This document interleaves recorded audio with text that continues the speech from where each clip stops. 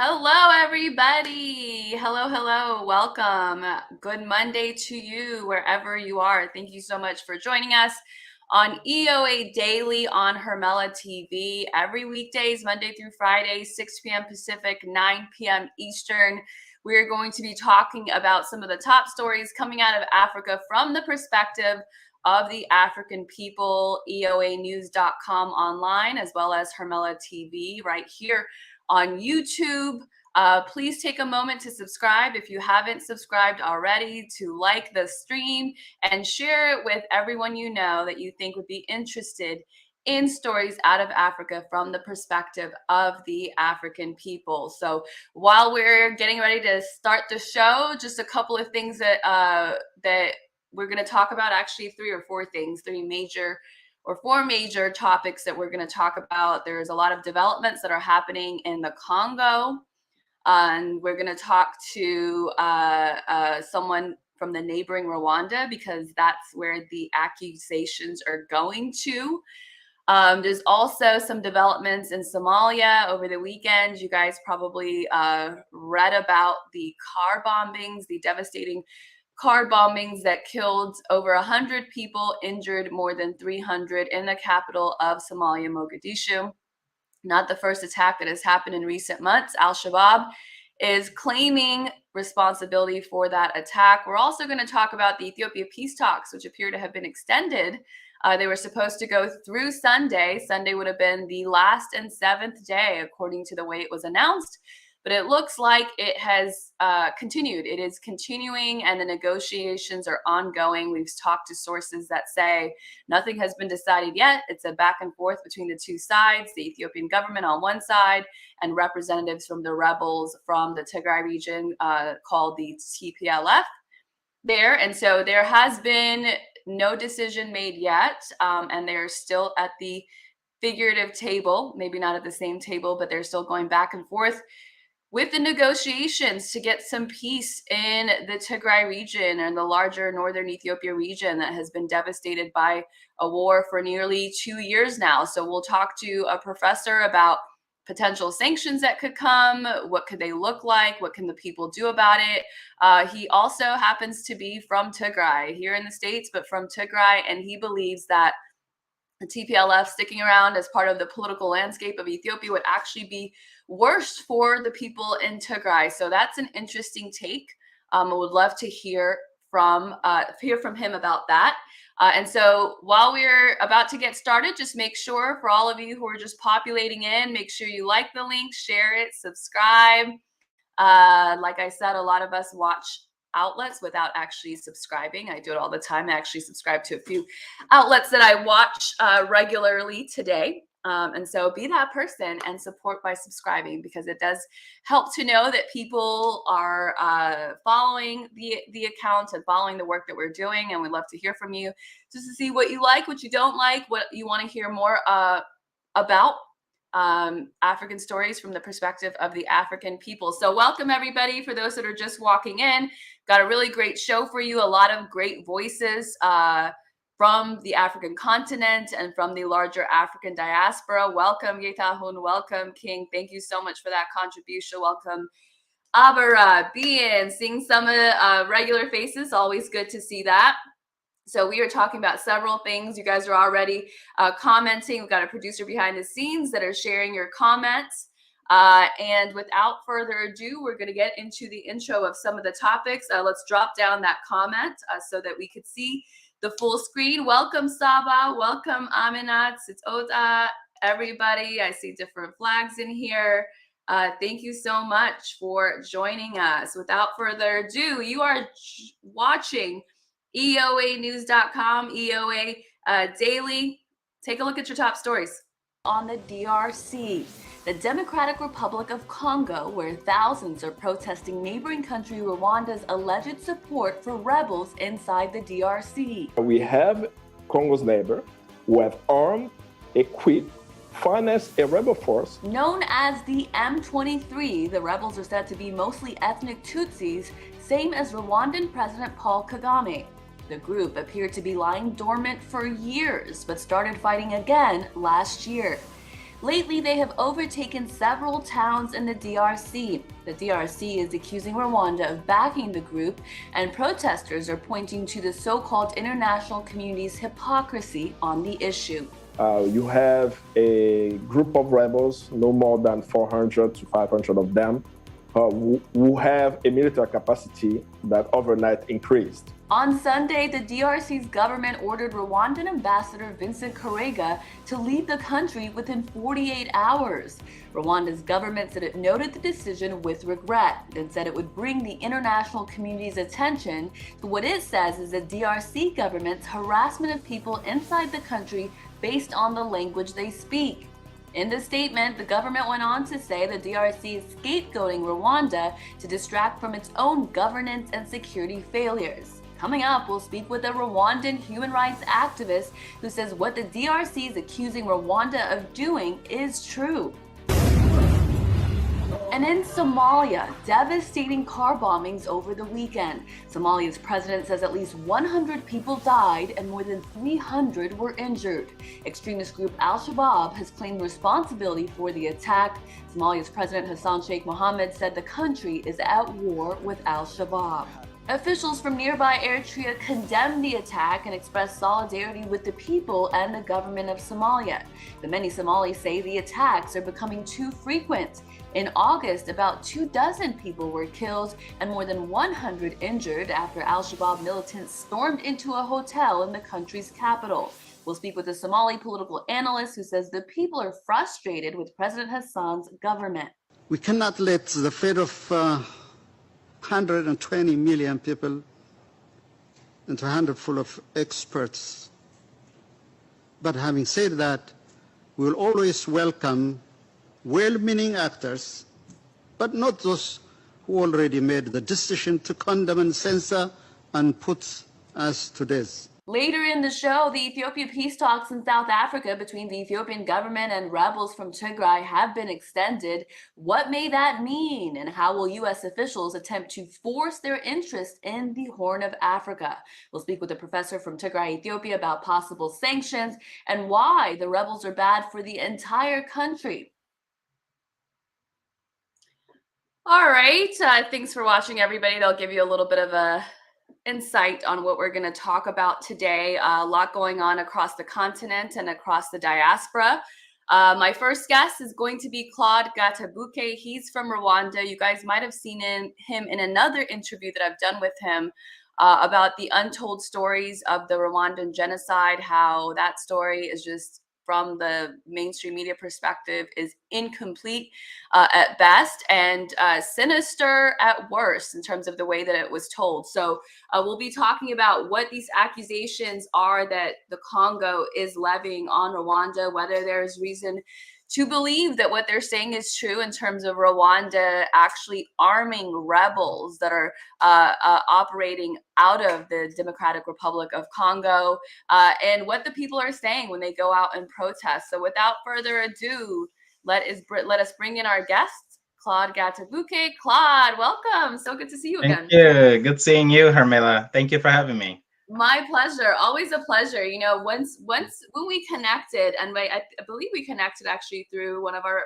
journalist friends from the Congo, which you've done interviews with about this issue, and we'll be talking to him later in the week. But it's so interesting to see you guys doing interviews, you know, one man from Rwanda, the other from the Congo, saying the same thing, saying these things are true. This isn't about where you're from or where you're not from, but there are some really corrupt things that are happening under this current Rwandan government, and it is hurting people in both countries. And so we saw the protests that were flaring up over the weekend, and they were talking about Rwanda arming what's called the M23 rebels that are operating out of the Congo.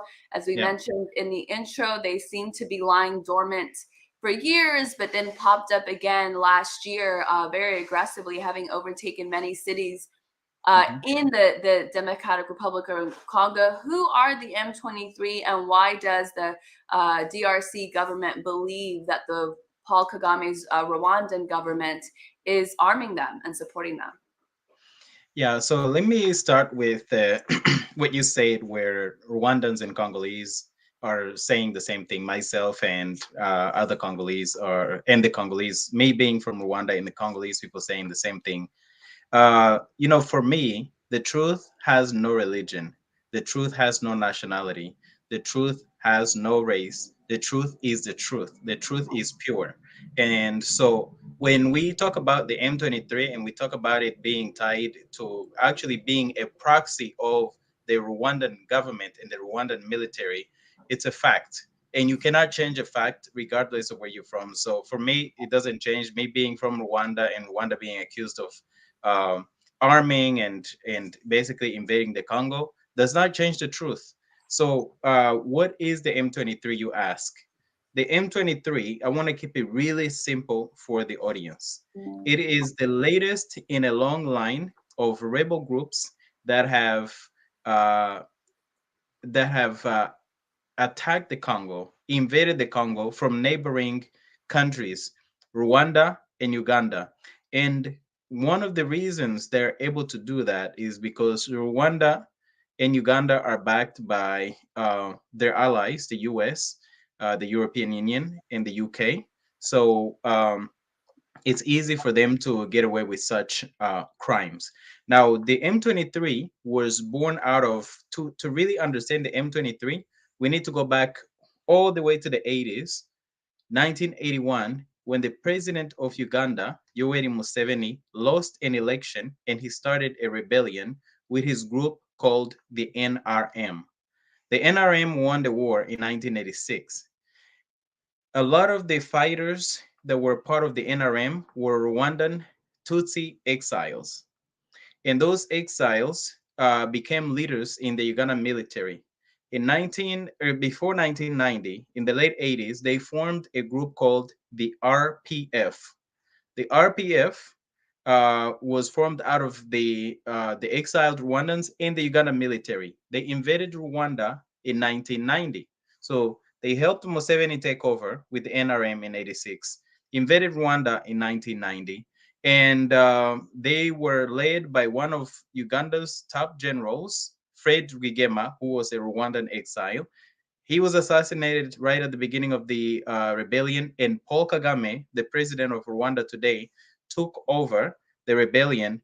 At the time, Paul Kagame was in training in America as a Ugandan officer at Fort Leavenworth. So I just want to make sure that I'm painting the picture of the whole exodus. Now, the RPF fights a 4-year war that culminates in the Rwandan genocide in 1994.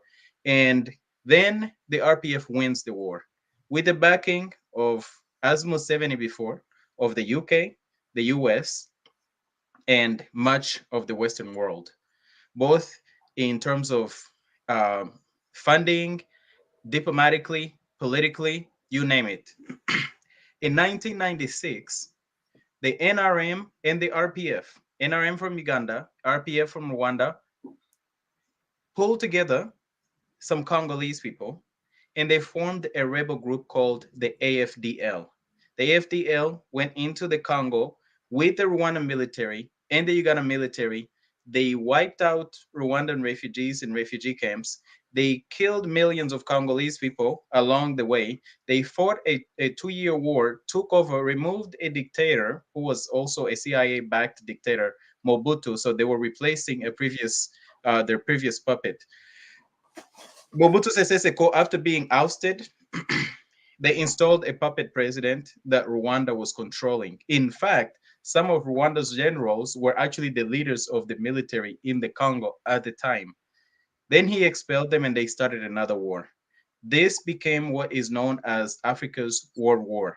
So in the Congo, it started out as the AFDL, then it morphed into what is known as the RCD. The RCD changed into the CNDP. The CNDP is now the M23. Okay. So there, yes, this is a lot of acronyms. Let's break it down and connect it to some parallel issues and conflicts, right, that are happening in the general region in Africa. So you're saying the M23 are simply put, they are rebels in the Congo that that seem to be working with Rwanda, with Paul Kagame, who's actually at least Rwanda. There And is slam dunk evidence. I'm sorry to cut you off. no It's worries. not seem to be. They are working. It's the Rwandan government, the Rwanda military invading the Congo using all of those acronyms. That's the summary. Okay, so these are all essentially allied rebel forces that are operating in Uganda, the Congo, and Rwanda. And the Correct. puppet master is the current leader of Rwanda, Paul Kagame. Yes. Is there And his puppet an ethnic masters. element? Is there an ethnic element, and how much does the U.S. and the West appear to support Rwanda? Because one of the things I saw that the protesters in the Congo were saying is they were calling out the quote unquote international community's hypocrisy. Can you explain why? Yes. So the ethnic element is a fabricated element by the Rwanda government. In fact, when Rwanda used one of the acronyms that I mentioned to invade the Congo in the late 90s, they claimed that ethnic Tutsis in the Congo were being persecuted. And they say that these were minorities, but every ethnic group in the Congo is actually a minority. And when you think about Congolese people, you don't actually think ethnicity. So this was something that was fabricated. Now, they claim that they are fighting for the rights of Kinyarwanda speakers in the Congo, yet they went and massacred all of the Kinyarwanda speakers in the refugee camps. Now, so the ethnic piece of it is a fabricated piece to justify the war. The backing of the international community is not just hypocritical, is criminal, and the reason is Rwanda and Uganda both receive military support, economic or monetary support. They are diplomatically backed by the US and the UK. Those are their primary backers, and the European Union comes following, very closely following. Now, in many times, as you said in the beginning, the M23, this isn't the first time the M23 has actually staged this rebellion and killed so many people, displaced millions of people. 10 years ago, this is their 10-year anniversary. In 2012, they did the same thing.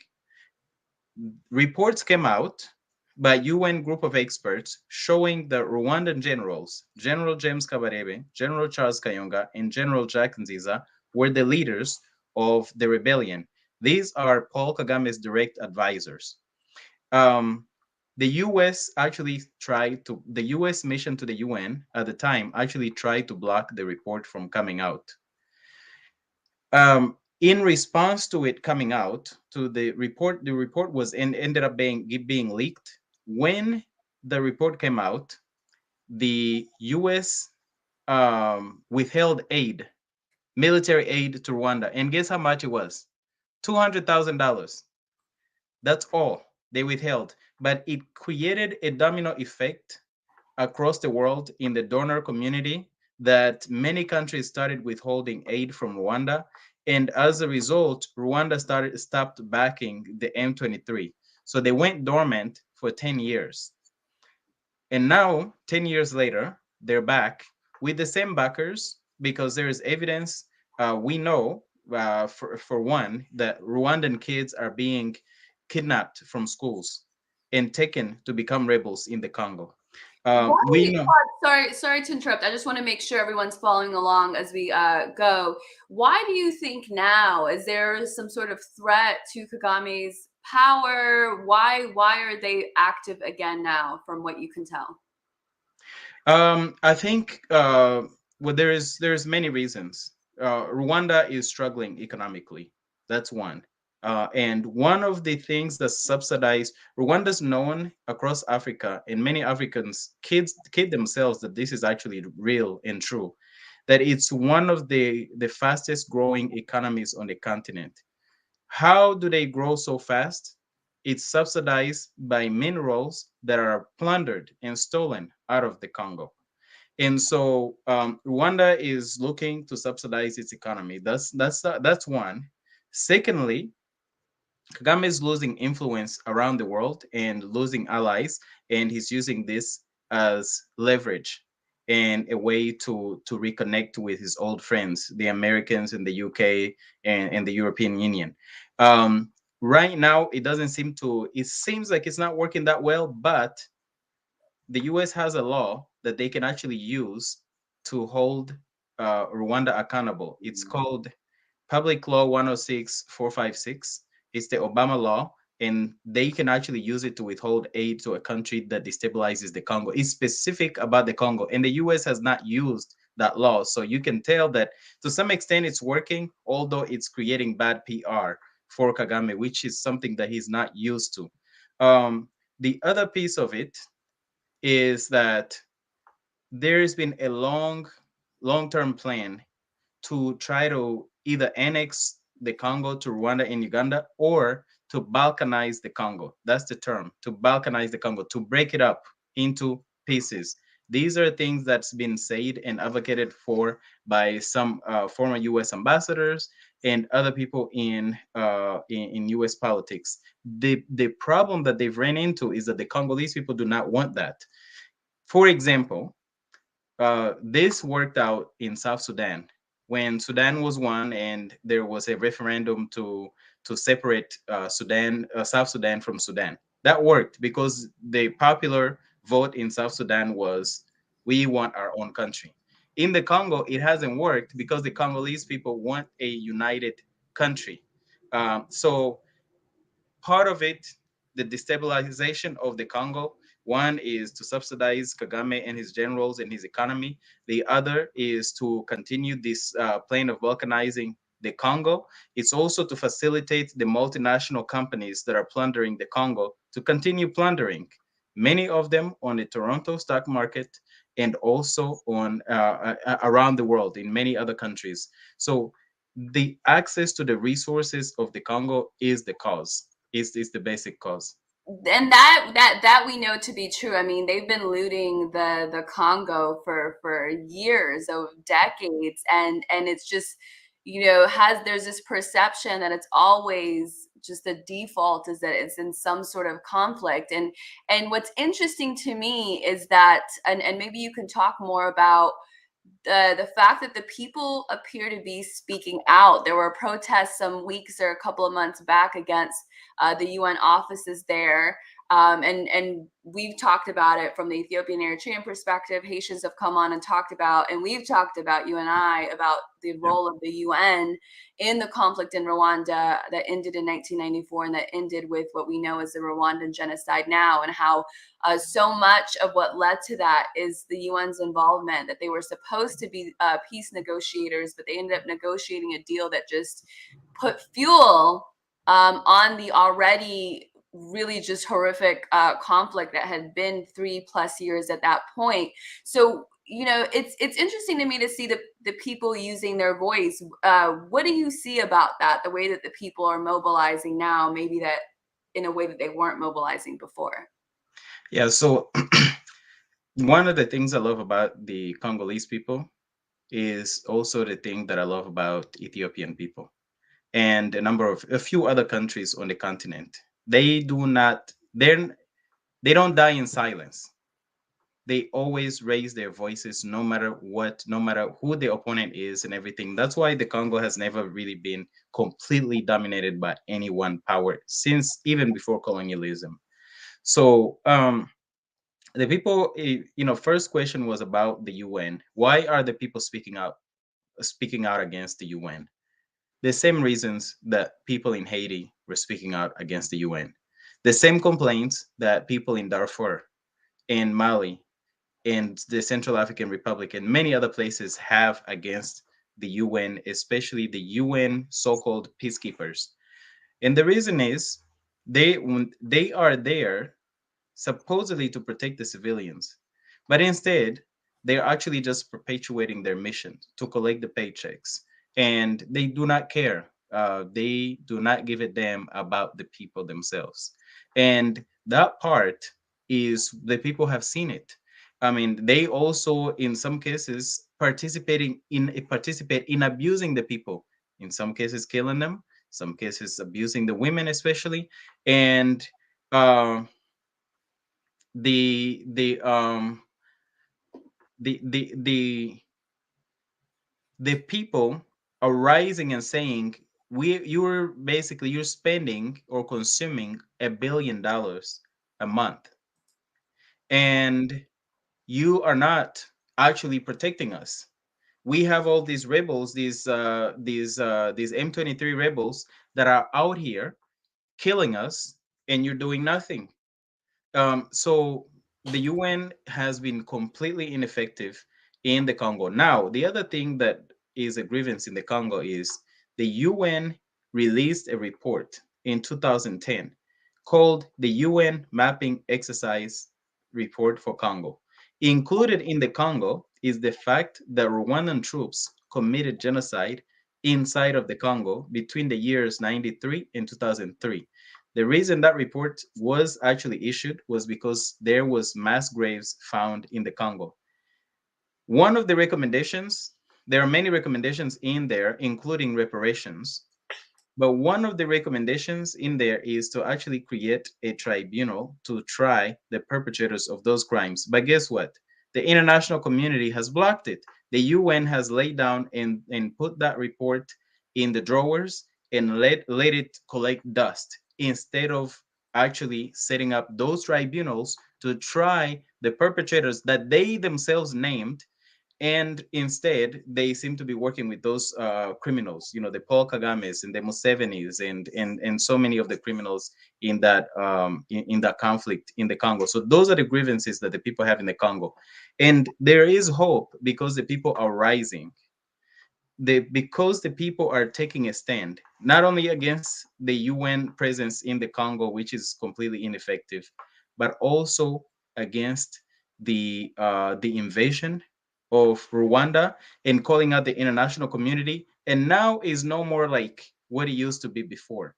I love the hashtag no more in with Ethiopia, because now we are in the time of no more lies through mainstream corporate media where the people can have their voice. There are platforms like this and many platforms elsewhere that will actually air what those grievances are. And so that voice is no more is that voice going to be muzzled.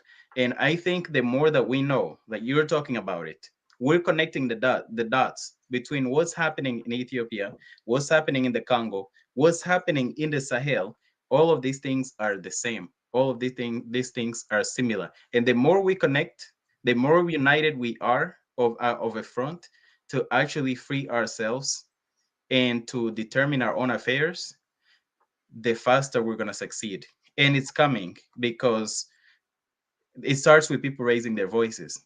But it's Right. also on And us like to actually. like we've talked about, sorry to interrupt you, Claude. I just wanted to connect a couple of things. Like we've talked about, the really the weapon in this all is recognizing that our stories are not that separate, that there's actually a lot of common themes in the struggle. And you can just look at the straight at the camera, just FYI. Yeah, you're good actually wherever you were looking. So it's just a recognition that there's similar forces, similar tactics, similar divisive tactics that makes you go into your, narrow Ethiopian bubble, narrow Rwandan bubble, narrow Congolese bubble, whatever it is, just repeat that over and over again, thinking that your story, even though you share the continent with so many other countries, this thought that your story is just so different from those countries around you has actually been one of the greatest tools of the West to be able to just continue to do what it's doing without really being challenged. I want to get your take on this. I would say that, or it looks to me, and this is something that I'm still trying to figure out in terms of what does the West, what does the US, what does France want in Africa? And it seems to me it's two things. It's control so that they can exploit, whether it's the resources or mostly the resources, but exploit the region. In the case of the Horn of Africa, it's a strategic region rather, where a lot of trade goes through it because it's near the Red Sea. It connects the continent with the Middle East, that what's called Western Asia area. So, and it's $1 trillion trade route. And so the division is made for that, and they want to control in dominance, not share, but control. So would you say that that's what's happening with Rwanda and Congo? I mean, is that what Paul that Kagame is good to the West for? that is accurate. So again, Paul Kagame is to the West what the TPLF is to the West in Ethiopia, what the Tuaregs in Mali are, and some of the forces in the Sahel are to the West, to the French, and to other Western powers. It's about one, access and control of the land through local puppets, using the local plantation managers to manage the plantation for the West. Secondly, it's the military control of the rest of the world, like ability to monitor the rest of the world, because these are all both very strategic locations. The Great Lakes region of Africa is a very strategic location. The Horn of Africa is a very strategic location. And very centrally located when you think about what you can access from those places. The second thing is the access to the resources isn't simply about just accessing the resources, is to subsidize the way of life of the West, of the Europeans and the Americans and the rest of the world that consumes the natural resources from those regions. What does now the next question is, so what does Kagame give them for him to remain the local plantation manager? Kagame is their local mercenary. Rwanda's military is actually a mercenary of the West. You look at a country like Mozambique right now in Cabo Delgado. The French did not send their troops there. They hired Kagame's troops to go to Cabo Delgado in Mozambique. Rwandan troops are in Mozambique against the wishes and the push by SADC, the region, the Southern African Development Community, was actually against Rwandan troops being deployed there, but Rwandan troops were rushed and sent to Cabo Delgado instead of SADC troops, or ahead of SADC troops. Secondly, you look at a place like Haiti, where they had so-called peacekeepers. Some of them were Rwandans, by the way. They also were they're very abusive to the people. UN troops. I mean, Haitian people complain all the time about the UN troops in Haiti. You look at the Central African Republic. Rwandan troops are there, serving the interest of the West. You look at Mali. The leader of the peacekeeping mission there was a Rwandan general who is actually a wanted war criminal for crimes committed in the region in Rwanda and Congo. So Paul Kagame is the local mercenary for the West. Places where the West would rather not send their troops, they send Rwandan troops. So that is what he's trading in order to remain the local plantation manager for the West.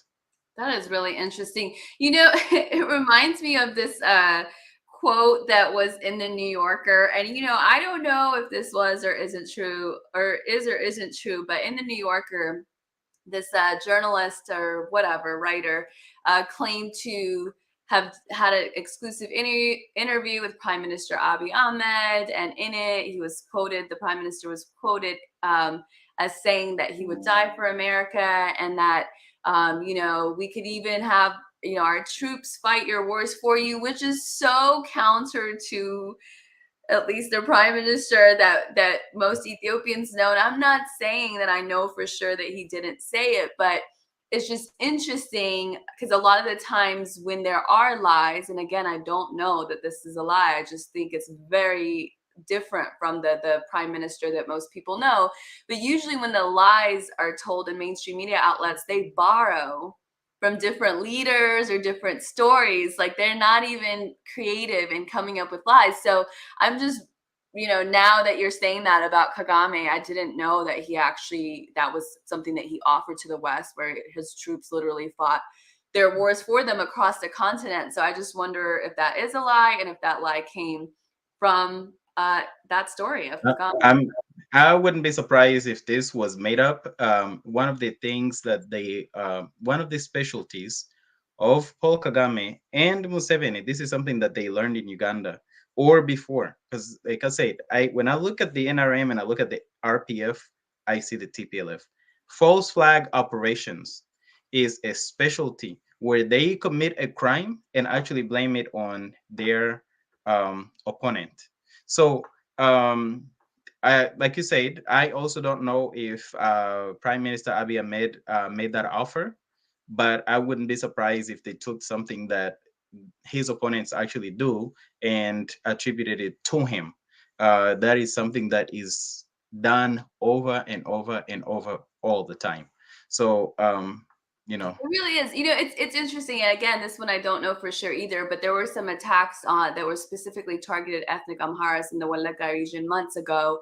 It was a very emotional time for Ethiopians, in some ways very divided time for Ethiopians as well, because people just sort of felt like they just took got onto these two camps of, you don't care enough about ethnic Amharas, or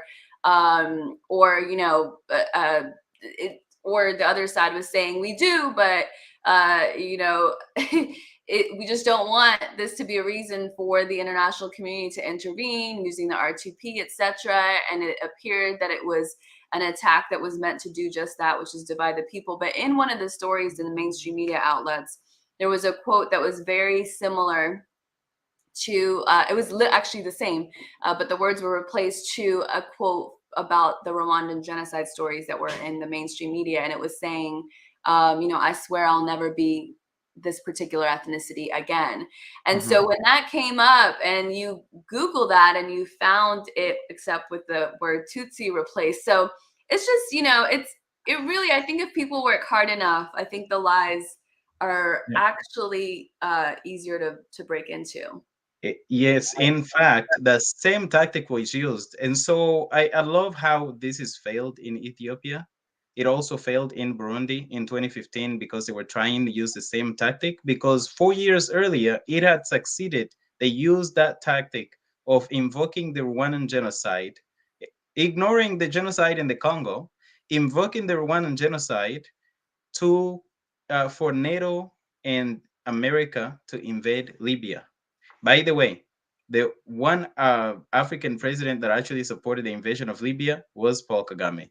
But they used Rwanda and said, oh, Muammar Gaddafi is about to commit genocide, so we must intervene.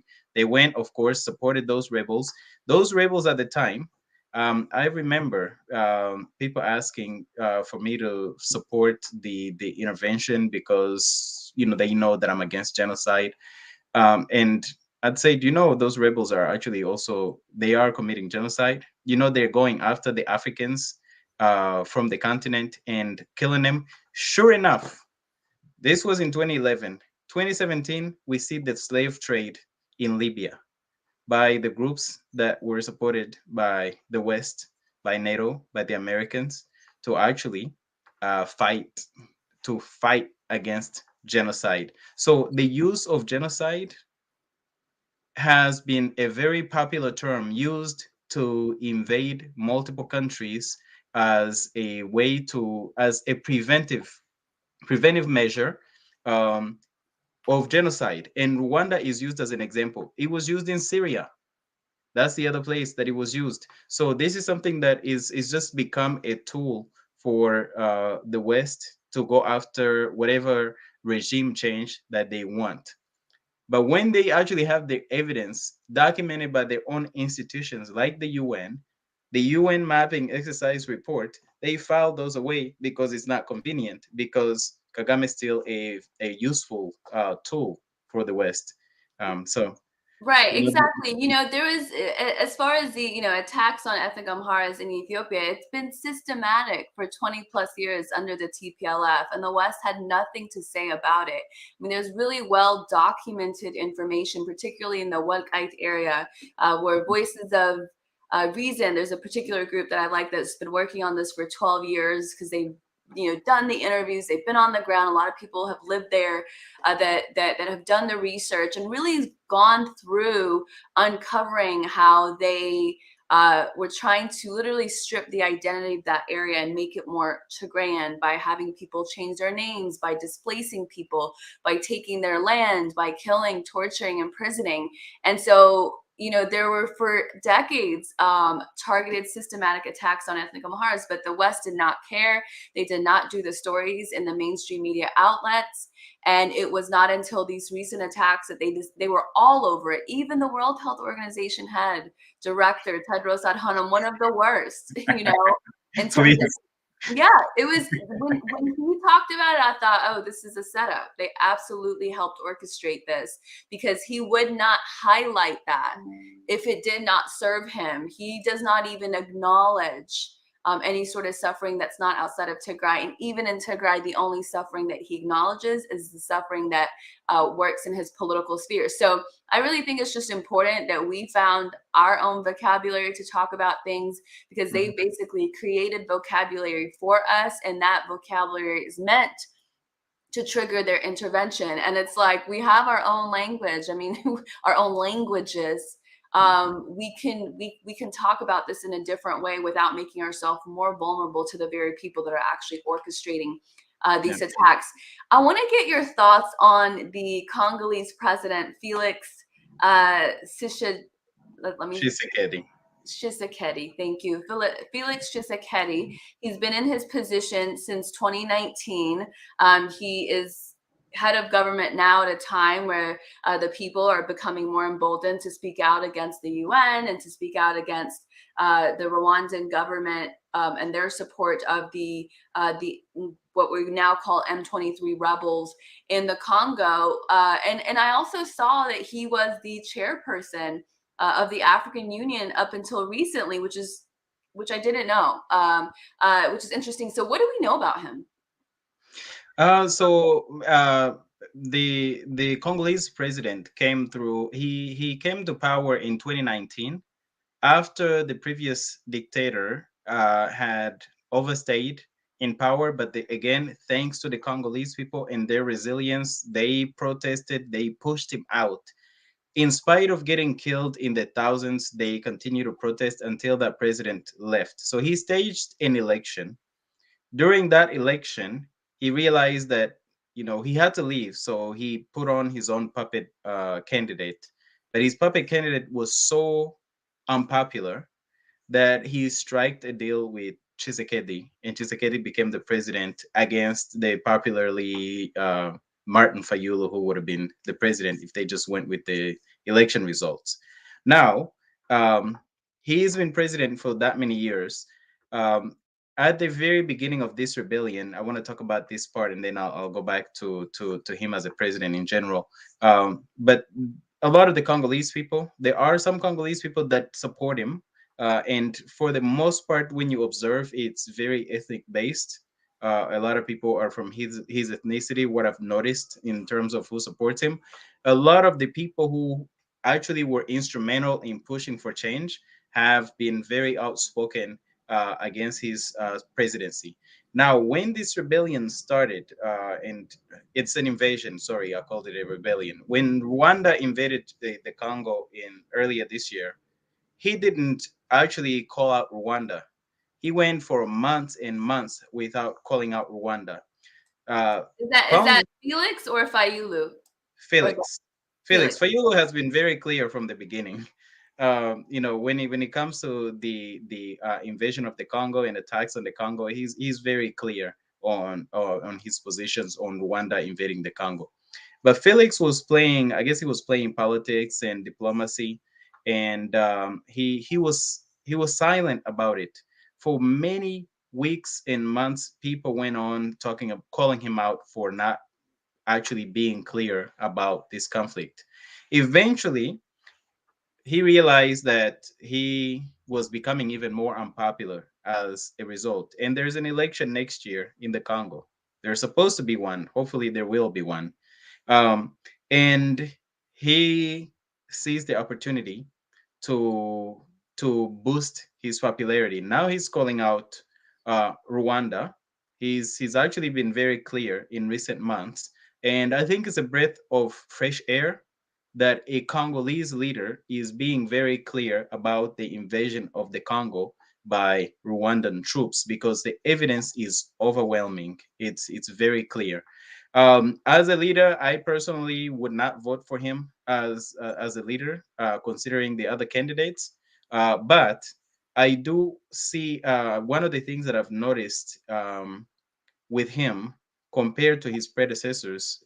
His predecessors committed horrible atrocities. He has not done.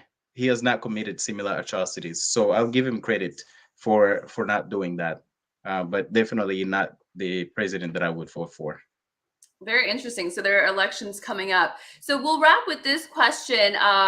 What should people keep in mind as they're learning about Rwanda, learning about the Congo? What should they look for if they're coming across mainstream media outlets? I mean, one option is just don't read them, right? So that you don't get confused. But if you do come across the headlines, I mean, I do it just to know where they're going. But Yeah. when it comes to other countries, I mean, including the Congo and Rwanda, I read it and then I put a pin in it, and then I come to you and I come to Kabali and a bunch of other people and say, what does this mean? But I think for a lot of people, it's almost better not to read it if you don't have Yeah. the time to scrutinize it or have the people and the resources to bounce it off of. Although I guess this is what conversations like this are about. But in general, what are some patterns that people should look for when reading about the Congo or Rwanda and to look out for as far as the disinformation goes? I think it's important to, if anybody goes and reads the mainstream media and follows mainstream media, first of all, think about the way history is told, even our own history. You know, who has the power? Ask the question: who has the power? What voices are left out, and why might those voices be left out? And also think about the whitewashing. If you think about it, think of it in this way. When you look at the Congo, if the Congo was a European country, or it was America, or it was Canada, or it was, was France, the UK, or one of the European countries, and the same thing was happening there, would the reporting be the same way that this reporting is done? And the question is going to be no. Secondly, ask yourself the question, especially when you see people justifying things that are just unacceptable. Would anybody that writes these newspapers or that's presenting this news agree to have their children live under the conditions that the Congolese people are subjected to? Lastly, connect the dots. Look at what's happening in the Congo and the Great Lakes region of Africa. Look at what's happening in the Sahel, in Mali, in Mali and Burkina Faso, and in Niger. Look at the Horn of Africa, especially in Ethiopia. Look at North Central Africa in Chad. When you connect those dots and you look at the support of dictators, where dictators are praised and they are abusing not only the people in their own countries, but in neighboring countries. You look at the policies in Libya, if you connect all of those dots, you will see the disinformation. You will see a pattern, because it's easy for a person from Rwanda or Congo to now see the disinformation on Ethiopia because we have lived it, because we have seen it. A person from Uganda can see that because they have seen it, they have lived it. A person from Burkina Faso or Mali can actually recognize it because they have lived it, they have seen it. So connect the dots. Do not think of these countries as islands unto themselves. We are part of a connected continent that was divided up and cut up into pieces at the Berlin Conference for the purpose of us staying only focused on the little pieces of land that we are from, But when we actually think and look at the continent in general, then we'll get to see the full picture. So those are the things that I would say take a look at in order to deconstruct the disinformation. Yeah, I think that's a really good, I want to put up your Twitter link because some people are asking, let me know if I got that wrong. It's at Shinan1, right? There's an I in there. Oh, is it At S-H? Shinani1. Okay, let's There's an fix I that. there. Okay, got it. I'll fix that. Yeah, I think that's a really good shorthand. Look at that story, and it's Shinani1. Yes, yes. Okay, thank you. Yeah, just look at the story and then put yourself in that position, which is something that a lot of, I'm sorry, my Americans, I love you, you know, like I grew up here. Most of my friends that I grew up with are Americans, but, and I get it, they don't have the time. It's very difficult. They're, you know, they're trying to stay informed. You know, some of their parents wake up and read the New York Times every morning. They thought they knew about the world. So in so many ways, I don't blame them, but, and that's why I think it's really good to just go down to the basics instead of trying to, you know, teach everyone who the players are everywhere all at once, which is completely overwhelming. Nobody has the time or interest unless they are connected to these countries. And I totally understand that. Life in America is not easy either. You know, everyone's very busy trying to survive. But I think that is a really good shorthand. Put yourself in that position and say, would I want to live in that kind of country? Would I want to live under those conditions? Would I want to send my kids to school or not send my kids to school under those conditions? And if the answer is no, we have to ask why that's happening. It's worth asking why instead of just assuming that's how they are and that's how that country is. And why does America think it's okay? Why does the Western world think that it's okay for that to happen? And another shorthand, follow your timeline and see who you are, what information you're sharing and retweeting, and maybe they can figure out who to follow to get the information. That is actually a really good, yes, we need shortcuts for everybody. They're so busy. Claude, we're going to keep following you. Thank you so much for joining. Always, you know, you're one of my greatest finds, I think. Always great to hear your perspective. And everyone, please follow Claude Gatabuke at Shinan, SHINANI1, which is on your screen. Thank you so much. We'll see you next time. Thank you, Hermela. Thanks, Claude. See you soon. All right, everybody, we've got more coming up, so don't go anywhere. Thank you so much for joining. Make sure you like, subscribe, and share this link in all of your group chats and everyone that you know that would be interested in hearing about stories out of Africa from the perspective of the African people. So if you haven't subscribed already, now is a really good time as we take a really quick break to do just that. And continue to put your comments in there. We've got a producer that's fielding them. You're seeing them come up on the screen. I know there was a few questions we didn't get to with Claude, but we are going to be talking to Kambale, who's a journalist from the Congo, tomorrow. So whatever questions we didn't get to with Claude, I will present it to Kambale, who's a Congolese American journalist who's been working on the issues out of Congo for a very long time with a lot of patience. So anything we didn't get to, we will definitely get to it tomorrow. So good Monday to you all, wherever you are. Let's take a look at our top stories one more time. And next, we're going to talk about the Ethiopia peace talks that have been extended. We're going to be talking to Professor Binyam Owash about the potential sanctions that might come Ethiopia's way if the West doesn't get what it wants in these negotiations. And let's talk about Tigray and what that region needs and doesn't need in terms of the TPLF coming back into that space, and why it's so important for them to stay out so that the people of Tigray can actually be very honest and have the space to be honest about what they want, how they want to live, and what they want their future and the future of their kids to look like. So without further ado, let's take a look at our top stories. Tonight, we have our eyes on the DRC, the Democratic Republic of Congo, where thousands are protesting neighboring country Rwanda's alleged support for rebels inside the DRC. We have Congo's neighbor who have armed, equipped, financed a rebel force. Known as the M23, the rebels are said to be mostly ethnic Tutsis, same as Rwandan President Paul Kagame. The group appeared to be lying dormant for years, but started fighting again last year. Lately, they have overtaken several towns in the DRC. The DRC is accusing Rwanda of backing the group, and protesters are pointing to the so-called international community's hypocrisy on the issue. You have a group of rebels, no more than 400 to 500 of them, who have a military capacity that overnight increased. On Sunday, the DRC's government ordered Rwandan Ambassador Vincent Karega to leave the country within 48 hours. Rwanda's government said it noted the decision with regret and said it would bring the international community's attention to what it says is the DRC government's harassment of people inside the country based on the language they speak.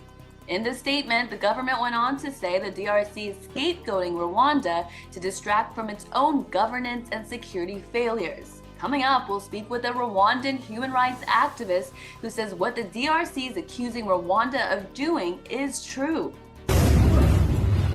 And in Somalia, devastating car bombings over the weekend. Somalia's president says at least 100 people died and more than 300 were injured. Extremist group Al-Shabaab has claimed responsibility for the attack.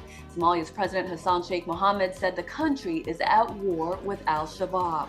Officials from nearby Eritrea condemned the attack and expressed solidarity with the people and the government of Somalia. But many Somalis say the attacks are becoming too frequent. In August, about 24 people were killed and more than 100 injured after Al-Shabaab militants stormed into a hotel in the country's capital.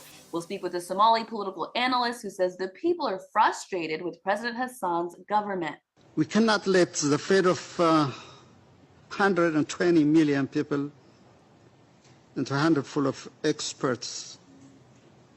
But having said that, we will always welcome well-meaning actors, but not those who already made the decision to condemn and censor and put us to death. Later in the show, the Ethiopia peace talks in South Africa between the Ethiopian government and rebels from Tigray have been extended. What may that mean, and how will U.S. officials attempt to force their interest in the Horn of Africa?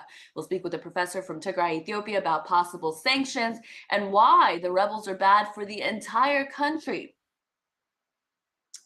That later in the show is now. We're going to talk about Ethiopia next. I know a lot of people want to hear more about what went on with the negotiations, what it meant that they're ongoing. What does this mean for what's happening on the ground in Tigray and the people there now that much of that region is under federal control? And joining me to talk about that and to sort of dissect all the different possibilities in this conflict is Professor Binyam Awash, sociology professor at Binghamton University. Professor, thank you so much for joining me. Thank you, Hermela, for having me. Appreciate it. I'm actually a sociology professor at SUNY Oneonta and a adjunct professor of human rights at Binghamton University. Oh, this is a perfect combo. You're even more perfect of a guest than I initially thought. The first would have been fine too. Okay, that's actually really good to know. I mean, let's first talk about what you're seeing with these talks. I mean, we're not seeing much, right? But what we do know are there's no agreement that they've come to, and in public we see the kind of rhetoric that the West through the State Department is spitting out, and it looks very much like what the TPLF leadership that's still online, like the Professor Kindea, who acts as a sort of spokesperson for that region as part of the Tigray External Affairs Office. They are essentially calling for hostilities to stop, for unhindered humanitarian aid access, which on the surface, doesn't seem like a big deal, but this is what the Ethiopian government has offered and has done several times after declaring a ceasefire unilaterally, and 2 times outside of the initial start of the war, the TPLF has gone on the offensive and broken the humanitarian ceasefire. So first, let's talk about what we think the TPLF wants, and then let's talk about what the West wants in all this. Great. What's very interesting, I think, in the discussion regarding the negotiations that are happening in South Africa, there's some mixed feelings, right? On one level, there's a feeling that these are talks. In fact, the Ethiopian government should not give recognition to a group, a rebel group, that is formally designated as a terrorist organization. And so the fact that the Ethiopian government is sitting across from such a group is giving recognition And so some individuals, some groups have issues with that. And there are those, for instance, that also think that negotiations in themselves and the possibility of resolving this conflict through negotiations is worth it. What I'd like to do before we go into the details is actually recognize that the fact that Ethiopia is in the driver's seat in terms of the Ethiopian government, and that the fact that we have a negotiation is quite remarkable. And I want you to think of it in the context of another African country, Libya, in 2011, that faced a similar type of internal conflict. And this internal conflict required then a intervention, an international intervention.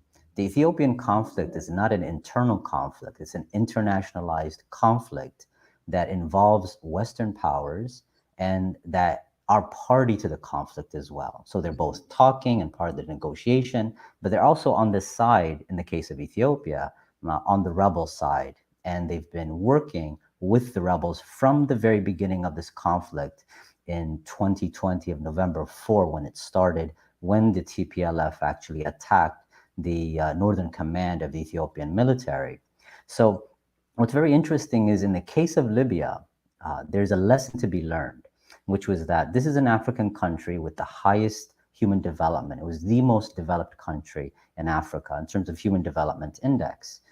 There was an internal conflict, and some of the rebels were calling for intervention. And so the West, particularly Obama, of course, President Obama at that time, Hillary Clinton, David Cameron of England, and of course, Nicolas Sarkozy of France, led a NATO campaign through the UN system, particularly UN Security Resolution, I believe is 1973, which was meant to protect civilians. So this is the central issue about human rights and how it's used.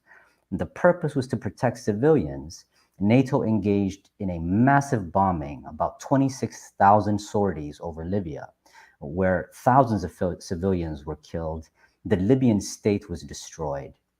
And on October 20, 2011, an African head of state, Muammar Gaddafi, was killed, was assassinated by NATO.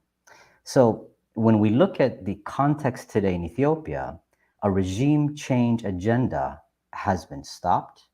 The head of state of another African country is not being assassinated. Secondarily, the lesson from Libya was that the African Union, led by 3 former heads of state, had a delegation to try to mediate the Libyan conflict in 2011. NATO, using the UN Security Council resolution, actually stopped the African Union from stopping the conflict and beginning negotiations. So negotiations was not allowed by NATO. They preferred war, particularly because the side that they were helping, the rebels, were actually most likely going to win because they had an air force and NATO was their air force. So negotiations was not allowed. The African Union was sidelined. The current case in terms of Ethiopia, Ethiopia has been very dogged. The Ethiopian government has been very dogged. African problems have to be solved by Africans. The African Union, as an institution, has a very key and central role to play in mediating any type of conflict. So the African Union is the key mediating agent. We have negotiations, and a regime change agenda was stopped, right? And lastly, I think this is the role that media have played very critically. It's no longer 2011. Right? So a decade has passed, and I think the lessons have been learned. And one of that is that the narrative, for instance, that painted Libyan rebels as liberators was found to be, after 1 year, even after the conflict, to be absolutely false. These are rebels that were engaging in torture, up to, at least based on UN and human rights reports, 8,000 prisoners that were held in various facilities that were being tortured. You had ethnic cleansing of Black Libyans, about 30,000 of them, on and on and on, the human rights violations of these so-called freedom fighters. What we've had since the beginning of this conflict was a very concerted narrative, particularly through mainstream media in the West, to paint the TPLF as an underdog. In fact, to make this conflict a conflict between the government and a people, the people of Tigray, which is an absolute absurdity. The people of Tigray are part of Ethiopia. The Ethiopian government has a responsibility to the people of Tigray to make sure that they have the same rights as other Ethiopians. This conflict was one that was started by the TPLF.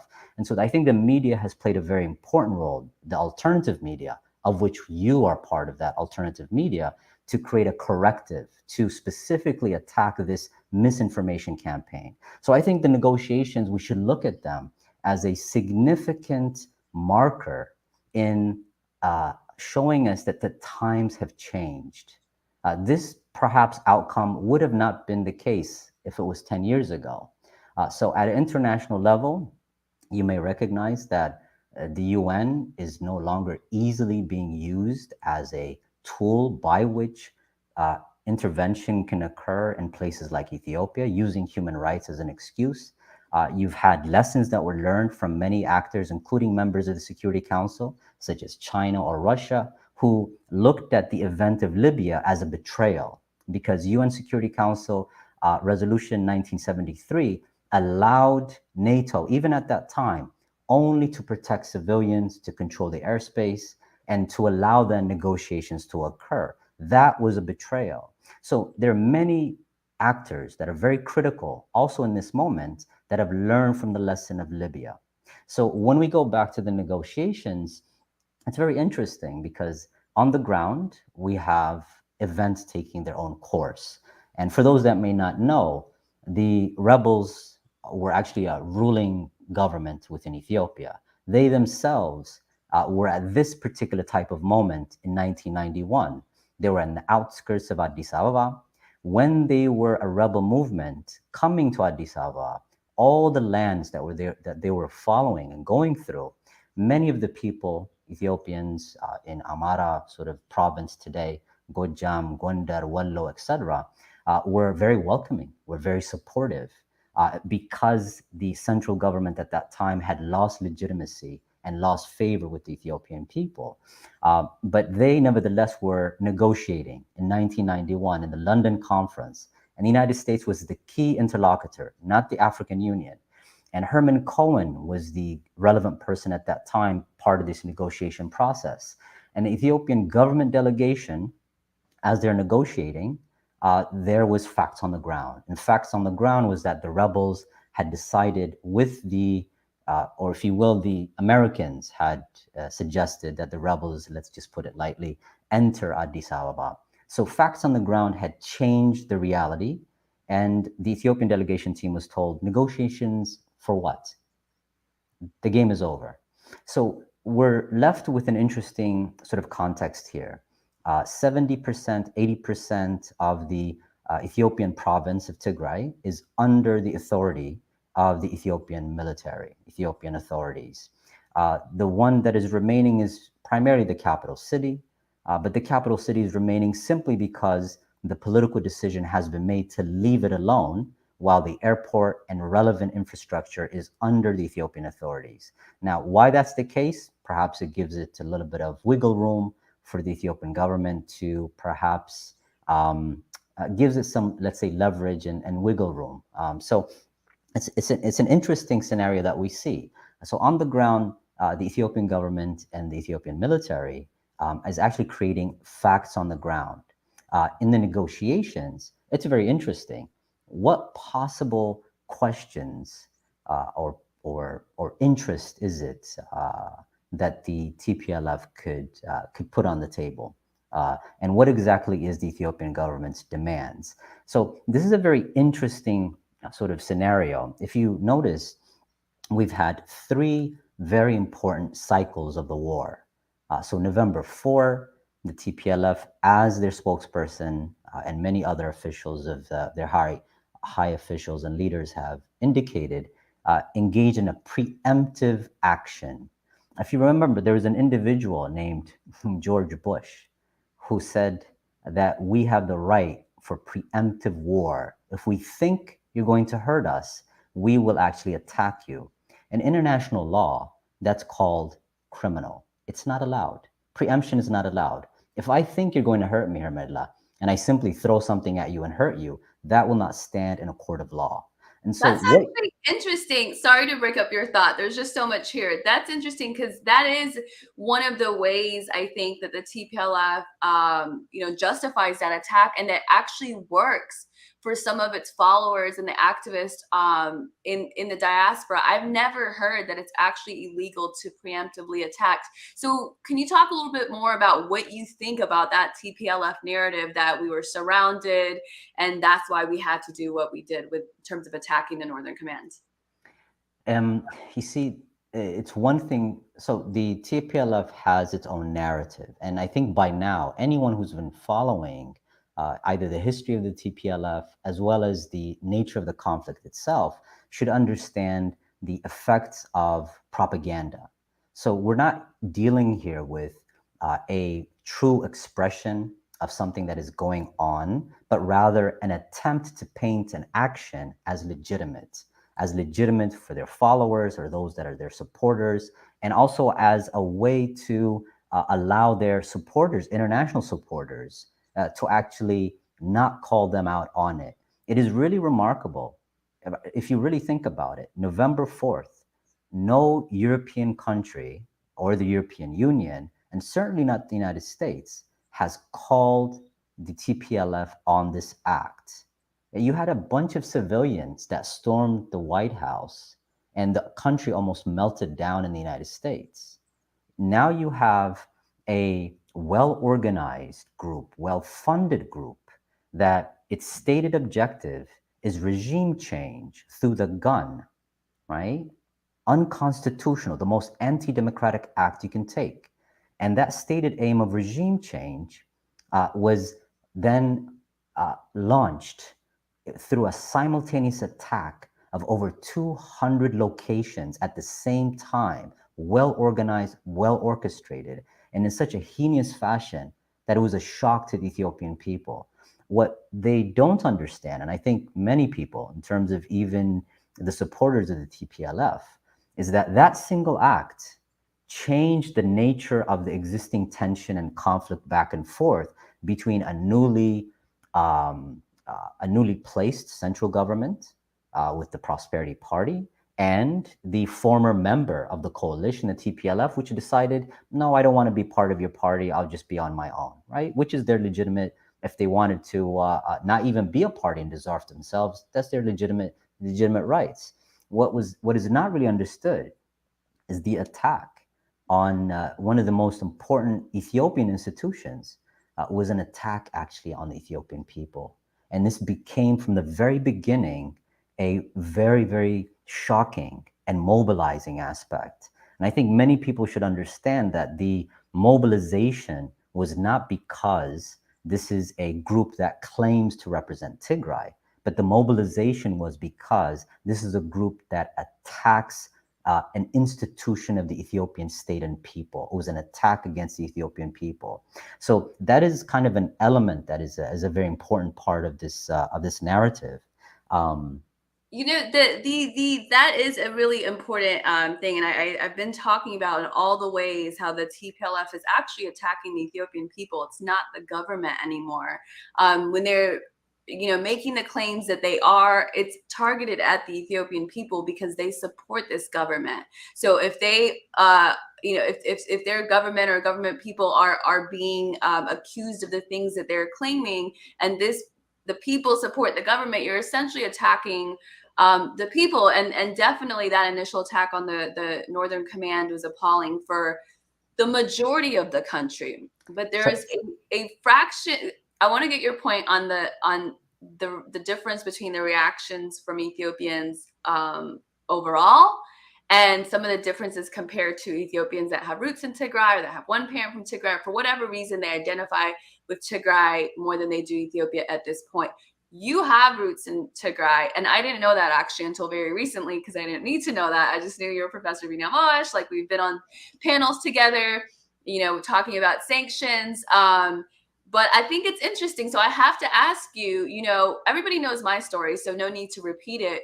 But what is it about, your story that helps you see through the propaganda? Because some people are having a very difficult time.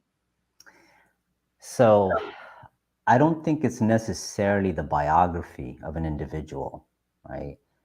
Because you can have people that are from Tigray, and in many ways, there are many people that are well-meaning and that are good people, but they have a completely misconstrued nature, right, of the events and of what's happening, or even a misunderstanding, if you will, of the TPLF. Or there's some that also, for instance, have a sense of the TPLF as a party that neglected Tigray, as a party that is also well known for its highly ruthless way of monitoring and checking Tigrayans.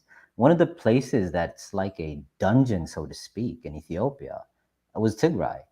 Over 40 plus years, a single party that has absolute control from top to the smallest village does not even allow a single radio station, does not allow a plurality of ideas, people to express themselves as they wish, does not allow young people to have social groupings, to think about political projects and form political projects. Can somebody run for mayor of Mekelle or Aksum?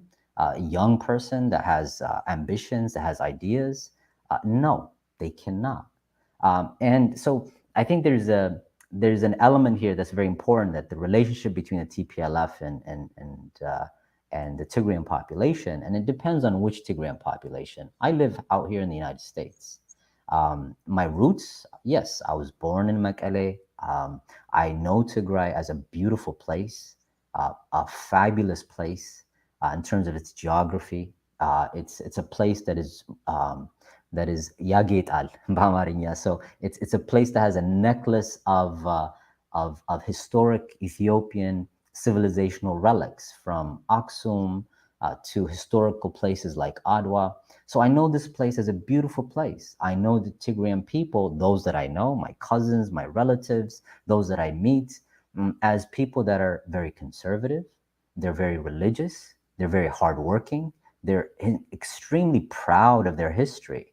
And for me, one of the most shocking aspects of this war, because I'm used to war, unfortunately, I've seen war in Ethiopia, and this is not the first time, but the most shocking aspect is the fact that the Ethiopian-ness of Tigrayans and Tigray is being questioned, and in fact denied, not by other Ethiopians, by those that claim to speak in the name of Tigray. It was one of the worst and shocking aspects as well of this. Of course, the human tragedy, there's no question about that. So I also wanted to point kind of one thing, I think, which is I just wanted to bring to our conversation, and that's going back again to November 4, 2020. And why is it so important? If you notice, this coming November 4 is going to be the 2-year mark, and it's going to be celebrated almost in a similar fashion as Adwa. Adwa was a point to celebrate about the sacrifices that are made to maintain Ethiopia as a country and its sovereignty. The fight that we have now is not about some sort of fight with Tigrayans or a cultural group. The fight is to maintain Ethiopia's sovereignty and independence. And so the celebration, November 4, 2022, is going to be both a mourning of what happened to these soldiers that were in Tigray for over 20 years. Many of you know these soldiers were there serving to protect Tigrayans, and yet they are going to be destroyed and humiliated by this organization that speaks in the name of Tigray, which already makes it a contradiction. How could that possibly be, right? So I think it's also an important sort of element to understand. And so we need to emphasize here that the Tigrayan people are Ethiopians. They're not despised. They're not thought of as non-Ethiopians. The Ethiopian government, I'm very much vested in this. I'm watching the behavior and conduct of the Ethiopian government, that they should do right by the people of Tigray. The people of Tigray for over 2 years have been held captive They've been kidnapped. The entire province has been kidnapped. That's the narrative that we should have seen and heard from the West. But the West is not interested in the people of Tigray. All you have to do is turn across the Red Sea and see the beautiful people of Yemen. Has anybody heard about them? Do we hear Security Council meetings? Do we hear the Europeans? Do we hear the Irish running with their hair on fire, screaming about what's happening to the people of Yemen, despite the fact that the British are helping with intelligence and providing the bombs necessary to drop bombs, despite the fact there's a siege, a sanction to stop food and medicine and fuel from entering Yemen, despite the fact that this results in the proliferation of cholera. Save the Children had to make an announcement that this is the worst episode of cholera ever that it's recorded, right? Worst humanitarian disaster. So it's not that Ethiopian lives matter or Tigrayans' life matter. These are all small chips in a much larger game that's being played. The only people that care about Ethiopian lives or Tigrayan lives, yourself, the Ethiopian government, those that are working around the clock to try to raise funds and help, right? These are the ones that are that care. The Ethiopian government doesn't even have to be a moral agent, but if it does not do right by the Tigrayan people, it will have a headache, right? Yeah, Very yeah, simple. Very absolutely. simple. Even if we're, yeah. Yeah, go ahead, Professor. Now, I was going to say that even if we're skeptical, so this is not even a question of the individual characteristics of members of the political party, the Prosperity Party, etc. This is a very simple fact that if you're going to have a country and a country to rule, you need law and order. And so a government cannot actually have different parts of its country being ruled by gangs of individuals that simply say, I'm going to have my own flag and I'm going to have my own country. It's impossible, right? So we have one country, we have a constitution. Interestingly, the same constitution that was respected was crafted by the TPLF. The same federal arrangement, with the exception of the Sidama province being added as its own province, but the constitutional arrangement is still the same. I asked someone who is a TPLF official when this thing occurred, I asked them if the TPLF truly cares, the leadership, the political leadership, right? So these decisions to go to war were made by the leadership. I did not hear rallies. I didn't hear a referendum about this, right? This is a preemption. So that means, according to the TPLF narrative, there's groups that are going to attack us, is the narrative. These could be militias in the neighboring province of Amhara. It could be the federal government. And so if that's the case, how come no one discussed it outside a very small circle, right?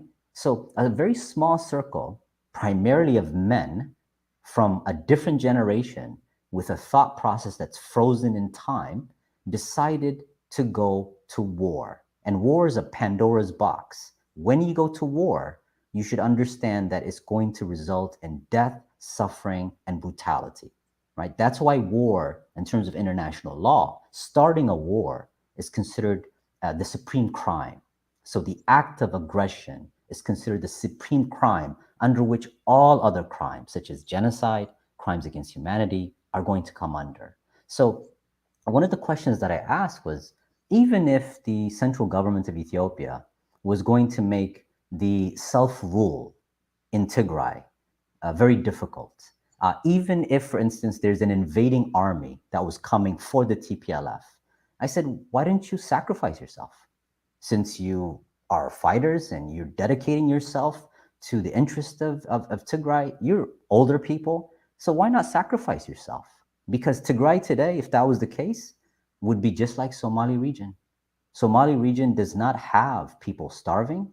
Somali region doesn't have all its factories and its infrastructure destroyed.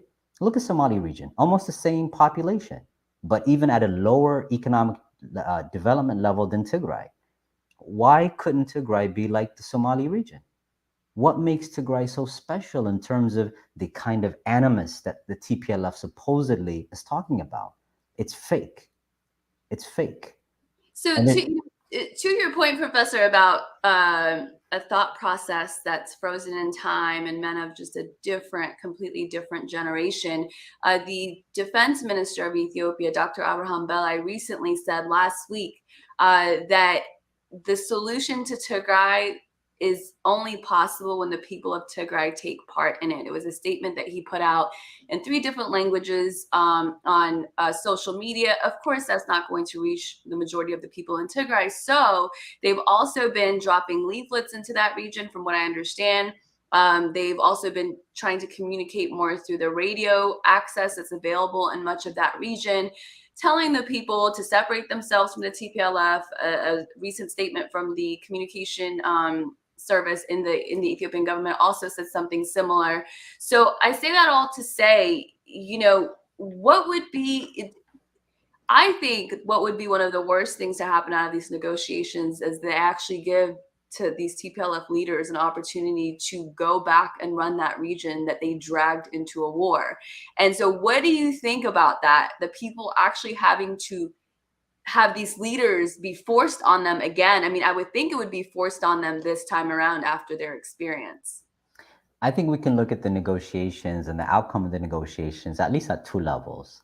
So first, Ethiopia, pan-Ethiopia wide at a national level. So at a national level, you cannot have 2 governments in one country. So first is the recognition that the elected government of Ethiopia is the government of Ethiopia, and it has authority over every single inch of Ethiopian territory.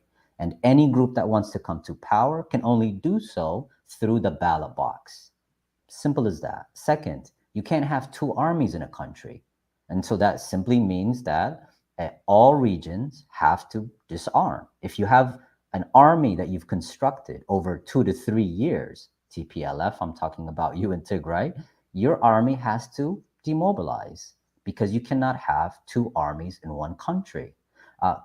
Law and order, again, the lawlessness, even when the period in which the federal government left Tigray and simply allowed the TPLF to return and assume power, there was an element of lawlessness in Tigray itself, despite all the notion of an omnipotent TPLF, right? There was an element of lawlessness, there was an element of criminality, because when there is a lack of law or a weakening of the law, different groups, Gobazuch, different groups come and they make their own law, right? They'll have taxes that all of a sudden you're driving down the highway and you meet a group of people and they're going to tax you, right? So that's what happened, for instance, in Somalia, when the state structure broke down and you didn't have law and order. So you have different groups that make their own law, that are the law. So one of the things that we need in Ethiopia, all regions, and this is not only in Tigray, there's other pockets as well where you have this tendency as well, is that we need law and order. Remember, the name of this campaign was actually a law and order campaign. Okay. Law enforcement operation, right? Law enforcement operation, exactly.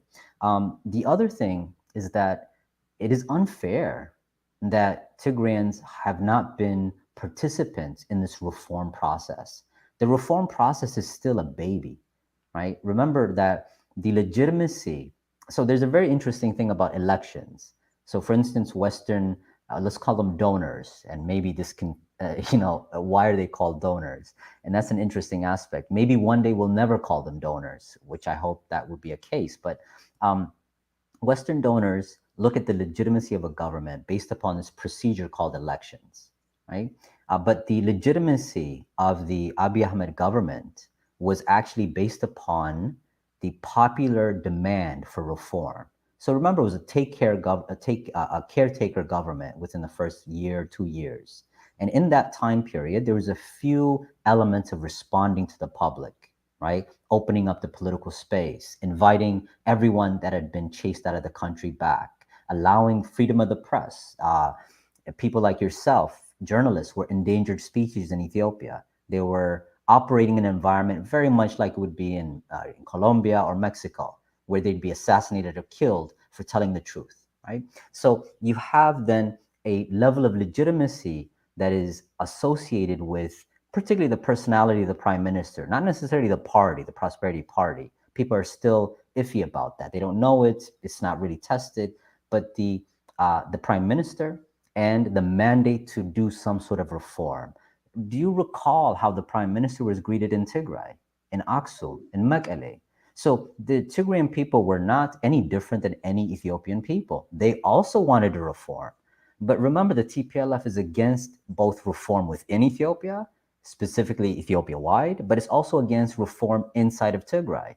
That goes directly against the interest of Tigrayans themselves, right? You mean to say that Tigrayans are against the freedom of the press, that Tigrayans are against greater level of good governance and accountability, of efficiency, of less corruption, of state institutions that are going to actually serve the public as opposed to being used for enriching individuals?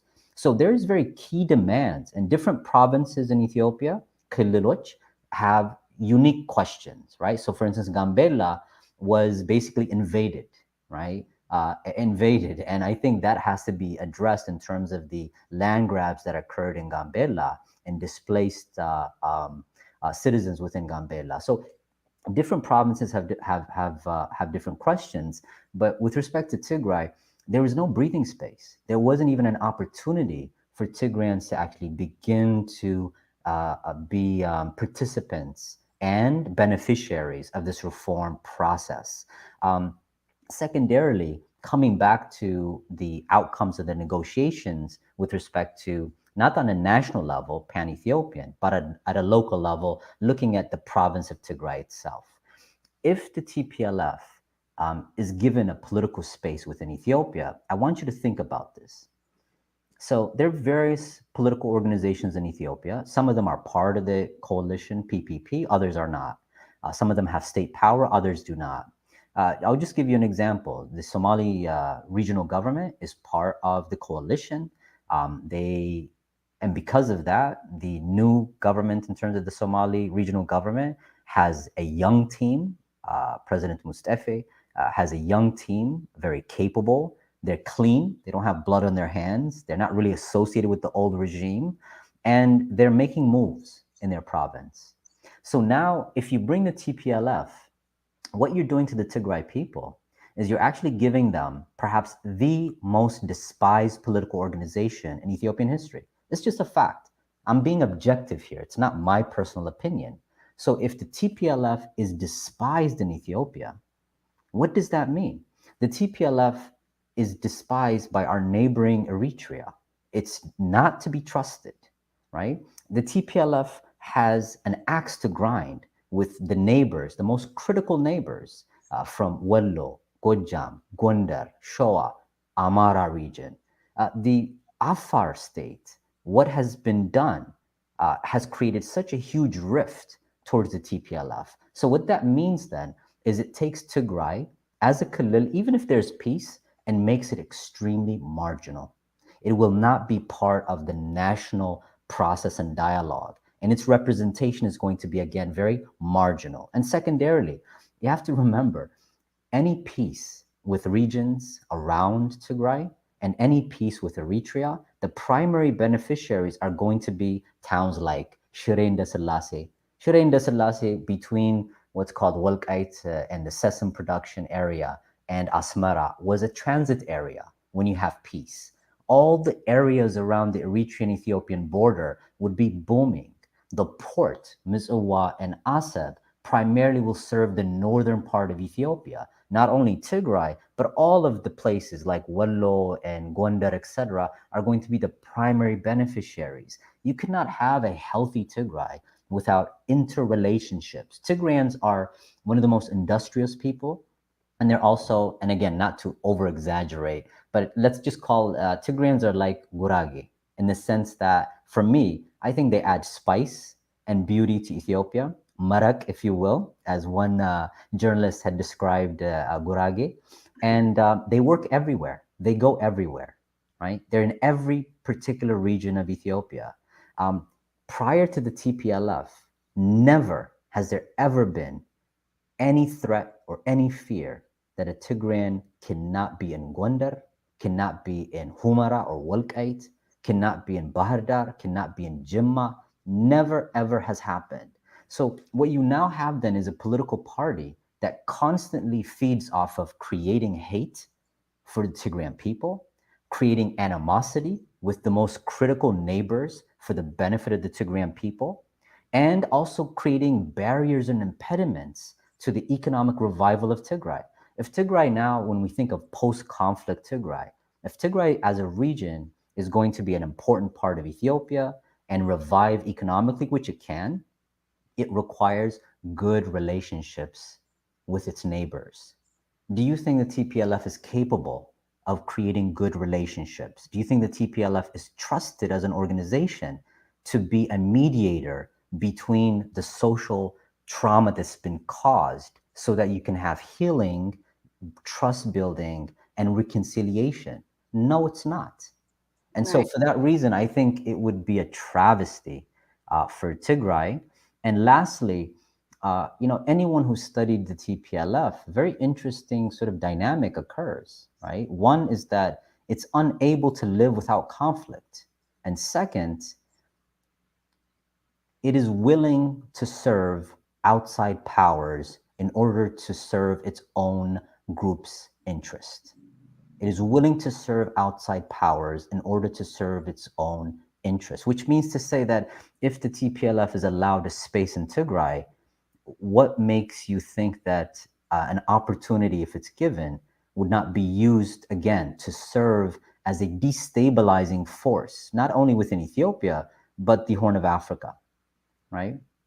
Right. I mean, they've proven that they can't get along. I mean, and that's an interesting point you make about the fact that the Tigray people, or the people in Tigray, would actually be taking on the burden of the damages that the TPLF has done by starting this war. And it seems to me that's what they also had to take on when the war started. I mean, I do think there were some atrocities like the UN High Commissioner report found on all sides. And I just have to think like a person and consider that some of these forces on, that were with the Ethiopian government, allied forces, where this war started overnight. There's a lot of adrenaline pumping. The army base was attacked in a very gruesome way. Some of the soldiers were killed and paraded around their bodies, from what I was able to understand. And the people themselves in Tigray were told, these are your enemies that are coming in, after an action like that was taken by the TPLF. So essentially, instead of just bowing out of power and letting the people of Tigray meet a new government and decide if they liked it, peacefully, it seems to me that the TPLF, which kept much of Tigray poor during the 20 plus years that it was in power, made the people of Tigray pay for its mistakes, and it seems to be doing that over and over again without actually paying the debt to the people, which it had just going in 1991. And so there's if you look at the diaspora, and if you look at some of the commentary that comes out of the capital city of Mekelle, you might think that everybody, or a lot of people, support the TPLF. But what I think you're saying, and there's other evidence to support it, is if given the opportunity to have something different without they themselves, the people in Tigray, having to create that revolution and actually sacrifice and pay for their lives to get the TPLF out, that they would maybe actually choose it. I mean, I spoke with one friend who has family there, who said they were actually happy that there was a shift. I mean, a lot of people in that area, to your point, were happy when Abiy Ahmed came into power, because they didn't have to make that happen. It was a natural, I don't want to say natural, there was a lot of protests, but it was something that happened without them having to take on the TPLF head to head. And I've spoken with someone high in government that said, one of the worst things that happened to the people of Tigray is that we allowed the TPLF to retreat back into that region and take control. So, do you believe that if given this space, that there will be this natural separation if the Ethiopian government handles it well? And I've heard people say that they've learned a lot from the first round of war. Do you think, given enough time, the people of Tigray will be able to, broadly speaking, separate themselves from the TPLF ideology and as the political group? Yeah, so I think this is relatively, complicated, right? Because we're trying to look into the future to a certain extent. But the way I would do it is think of it as having teeth that are sunk into your neck. And then the question is, are you trying to get your neck free, or is the teeth going to be removed from your neck? And in many cases here, the TPLF operates on the basis of incredible level of control and the installation of fear. So why, for instance, aren't many Tigrayans up in arms? Because you can still not like Abiy. That's no problem. Don't like the prime minister. That's your absolute right. Have a problem with the reform movement. That's, again, it's a political position. That's no problem. But if you care for the people and for their life, then at every single moment when there's an opportunity to stop the war, you should put the maximum pressure to stop the war, right? So what does it mean to say Tigray is going to win? And you're simply taking the most valuable things that you have, which is the new generation, young people, and you simply are going to say, go and fight, right? Go and fight, go and die. So there's been several times, if you notice, November 4, you did not have to start the war if you care about the people and the life of the people. Okay, let's say that happened. Then you have the absolute travesty of the first round and the government decides to retreat, and you have an opportunity at that time to have a political settlement, if you will, of some nature. The TPLF decides to actually invade and take the battle as possible, as much as possible, to Addis Ababa, right? So it decides for war, not for the preservation of life. There's a third attempt, right? Which is the most recent round, if you will. And the most recent round was not even for Addis Ababa because the capabilities are not there. It's not for regime change. It was for chips that can be used on a negotiating table that would allow them to have a little bit of leverage. And for that little bit of leverage, thousands of people are being killed everywhere in northern Ethiopia. Tigrayans, Amara, Wallo, Afar, etc. So is there a appreciation and evaluation of human life? Exactly how much is a Tigrayan life worth to these people? At what point are we going to say, no, this is unacceptable? This is not a politics that has any type of sense if it's killing generations of Tigrayans. And again, I don't want to also make this simply a question of Tigrayan lives. I think it's very important to understand that there are many lives that are being lost here, right? So this war is a very complex war.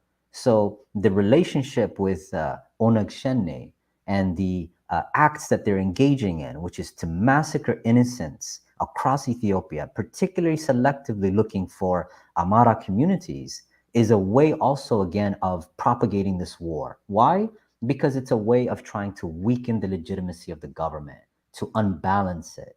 And that's part of the war as well. So I think on many levels, you have a chance here, I think, right? A chance here for Tigrayans to actually breathe. I think it's also very important for your audience members to understand that it's one thing for us to sit here and for others as well, even if you're in Addis Ababa, to say, look, you know, what, you have to move away from the TPLF. I'm going to throw you some pamphlets and explain to you that I'm on your side. The people that have the guns, the people that can take your life, the people that have the food aid, the medicines in their hands, the people that are demanding that a 13, a 14, a 15-year-old has to be donated in order to perhaps die, right? Otherwise, you don't get your food. These are the people that are instilling fear, right? And until the government can provide an atmosphere where there is no retribution, there is no fear of being killed, then I think it becomes very difficult, right? It becomes very difficult. The other element, I think, which is very important, is also to relay the message. And the government, if they're taking those steps, they need to do much work on this, is to relay the message that Tigrayans are Ethiopians, that the federal government sees them as citizens, and that they are a very key constituency, that their rights and their life matter, and that this government is operating in order to ensure their lives, right, and their rights and their interests, right, just like in any sort of part of Ethiopia as well.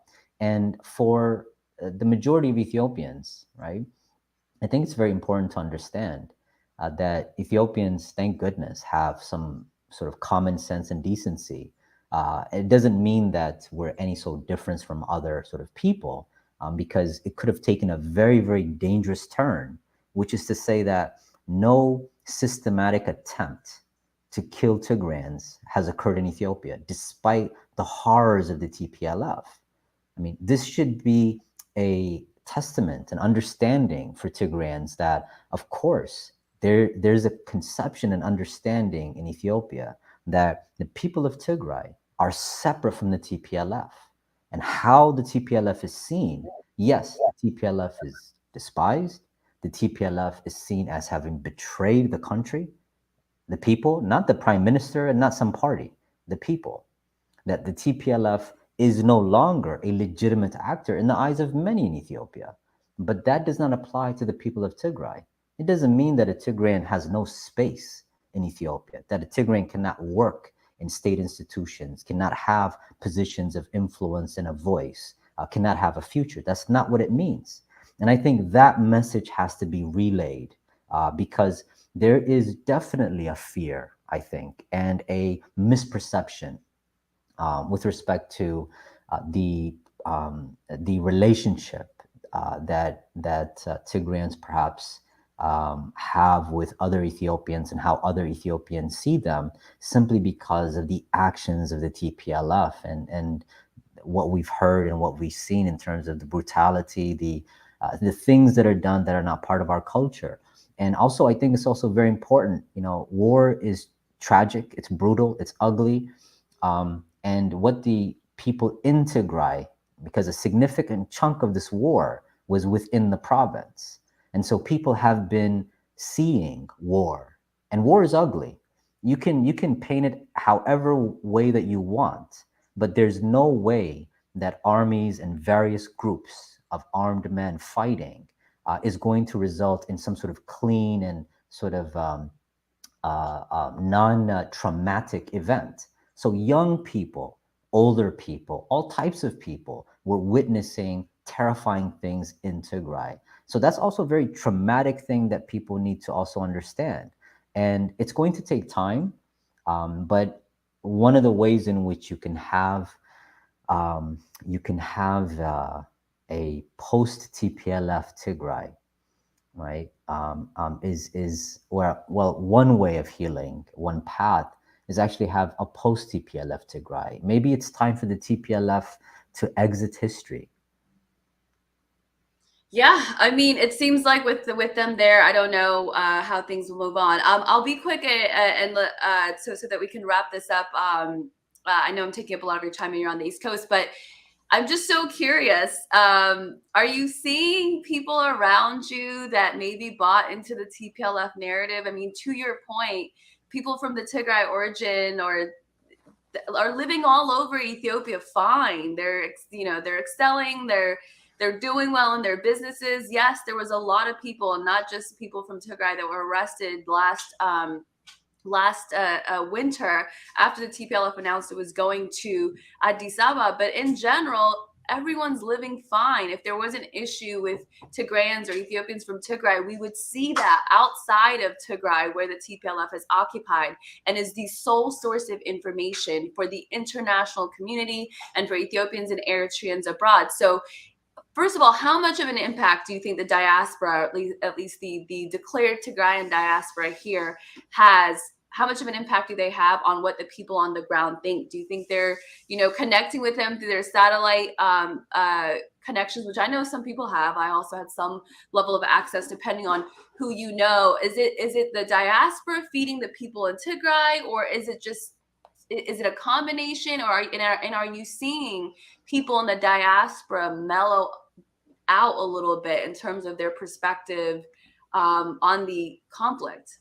Yeah, it's really hard to generalize, right? I mean, you definitely see in terms of the diaspora how the narrative that was constructed, that this is a war to eliminate the people of Tigray, right, as a genocide, for instance, that was from the very early moment on, which was one of the most frightening things to actually hear, right? And I wanted, obviously, to know whether this is actually something real or not, because I have a stake in this.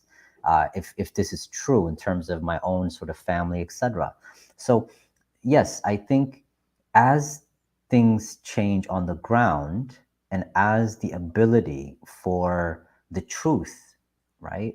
One of the things that has happened in this war is not just human casualty, but truth has been a casualty of this war. And the ability to actually tell the truth, find out the truth, has been extremely difficult. And so I think the ability then to recognize what has really happened in Tigray is going to slowly emerge, and that should make a difference. With respect to those that are in Tigray on the ground in Ethiopia, I think the most important is not necessarily foreign sort of diaspora-based sort of narratives and media that's produced, which to a certain extent I think that has an influence, but it's really the power of the TPLF that has worked on the Tigrayan people for quite some time.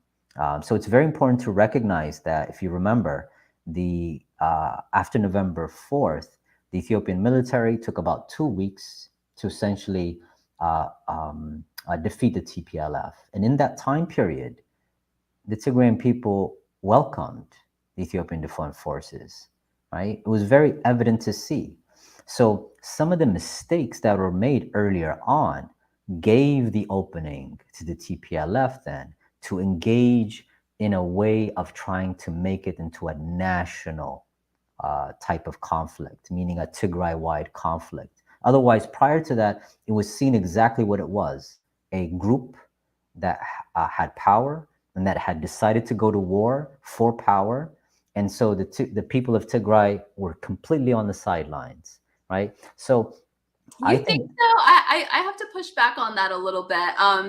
Because there was for the year or two prior, there was so much war propaganda on the media outlets in Tigray. I mean, they're online now and you can see them. And I remember hearing about it pre-war that there's so much war propaganda talking about war. We've got to get ready for war. Our enemies are coming for us. So do you really think that, and again, I don't want to generalize, but in general, broadly speaking, let's say, do you really think that people in Tigray didn't feel like this was their war because they had been told that it was coming, and it was about them, that it wasn't about the TPLF alone? It's a really good question. So the extent to which a public perception management strategy, sort of a psychological warfare strategy, is able to successfully prepare a public for some event, right? That's a normal part of much of what goes on in terms of the preparation to war. So a great example is our very own country in the United States. So prior to the run-up to the war against Iraq or the invasion of Iraq, there was a very concerted campaign to try to paint a picture of Iraq, Saddam Hussein, with having weapons of mass destruction, right? And it was found obviously to be false. And the Secretary of State, General Colin Powell at the time, in his memoirs, also noted that it was one of his shameful moments to participate in constructing a falsehood in order then to achieve a political objective, to go to war. But the American public, during survey after survey, even after that weapons of mass destruction had been found to be non-existent and false, and that this was all a concocted lie, it was really remarkable. 50 to 60% of Americans continue to think that weapons of mass destruction were actually in Iraq. And so that in a way legitimized this illegal act of invasion, which is to tell you that the media can be a very powerful tool that actually does change public perceptions about reality. So there's no question that in terms of Tigray, particularly when you have literally one monopoly, all mediums are controlled by the TPLF. Narratives are constructed to heighten a sense of fear, a sense of doom, etc. Fear from the Eritreans, which just had opened the border, and you saw images of families hugging each other and crying, relatives exchanging and coming to each other's weddings and events, etc. Right? So you had to create a sense of crisis and fear around that. But the only difference I would add is that there was also coercion. So those that could perhaps call that into question in Tigray would be sidelined. those that would be calling at in the safety of Addis Ababa, so the TPLF can't really kill them, jail them, harm them, would be called Banda, right? People that are selling out, who are selling out Tigray, etc. So there's a way of discrediting so that no challenge could be made to this narrative, if you will. And it was very effective to a certain extent. But reality can always change that. And reality on the ground is if the TPLF is removed, if you have a federal government that's behaving in a way that is not in accordance with what the TPLF is claiming. So what I mean to say is, I think what you say is correct, right? So obviously it has some impact.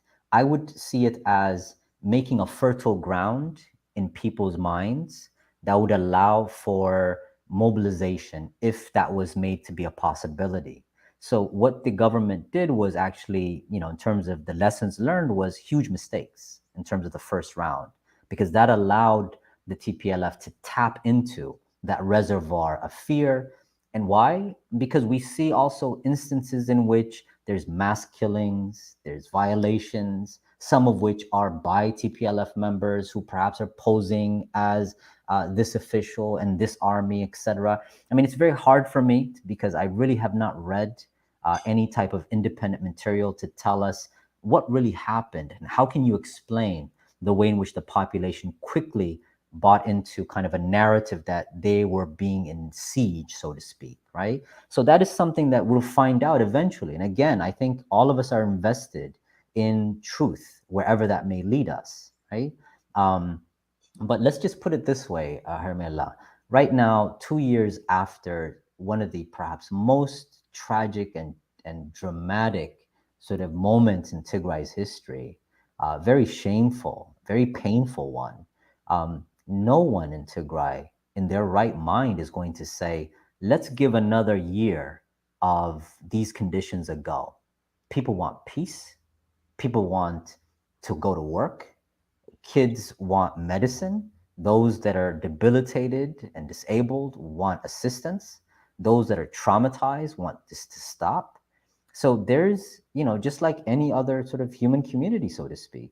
I think the work of the government so far has been important in the sense that areas that are controlled by the Ethiopian government, according to third-party observers, whether it's the UN and NGOs, have noted that there's an element of law and order. There is no acts of retribution, that very fundamental public service is being provided to the population. That means food, that means medicine. There's also an attempt to reconstruct the damaged infrastructure, including telephones and electricity, etc. So these are the ways that you can buy the trust and shift the opinion and the perception of at least enough segment. Not everyone is going to be convinced, right? You'll still have diehards. So I am optimistic in that regard.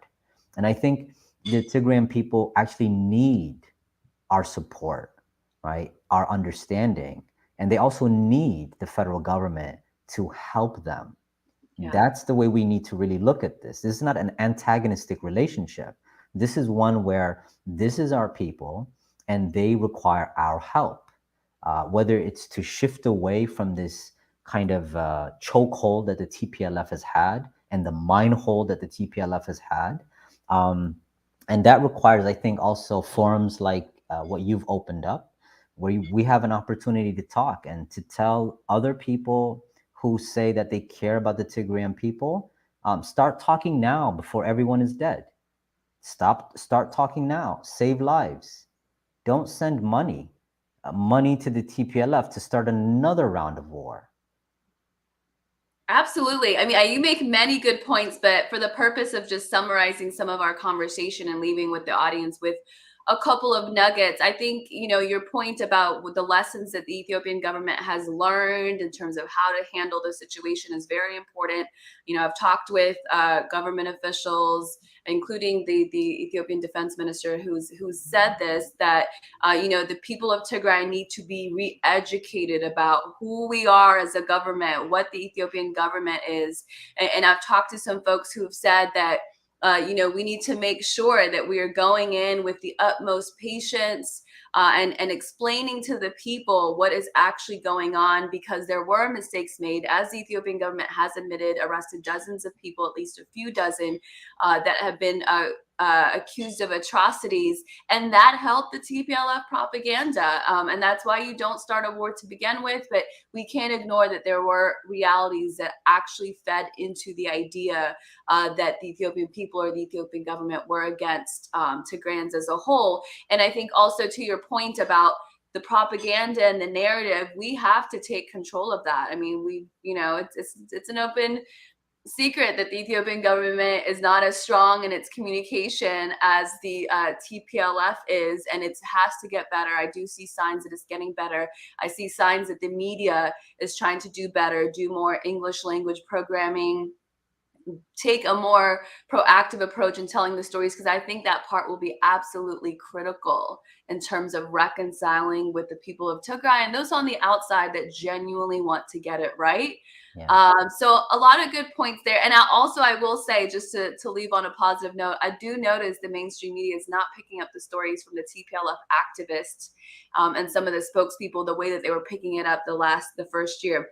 Maybe, just maybe, they did get a sense that they were also being played. I'm not saying they're completely, good actors in this, but if they hear enough people, including those of us from inside mainstream media, saying, hey, you are constantly regurgitating propaganda because your sources are Dr. Tedros Adhanom, a known TPLF executive member. Your sources are activists. I know that because I was seeing the content from them first, and then I was seeing it end up in CNN. So I don't think they completely want to throw away their credibility in this either. So I've seen that slow down a lot, which also, indicates that there's very little legitimate information to work with in order to paint the Ethiopian government in a certain way. So a lot of great things.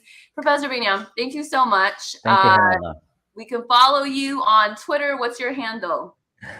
Actually, I'm not on Twitter. I'm trying to.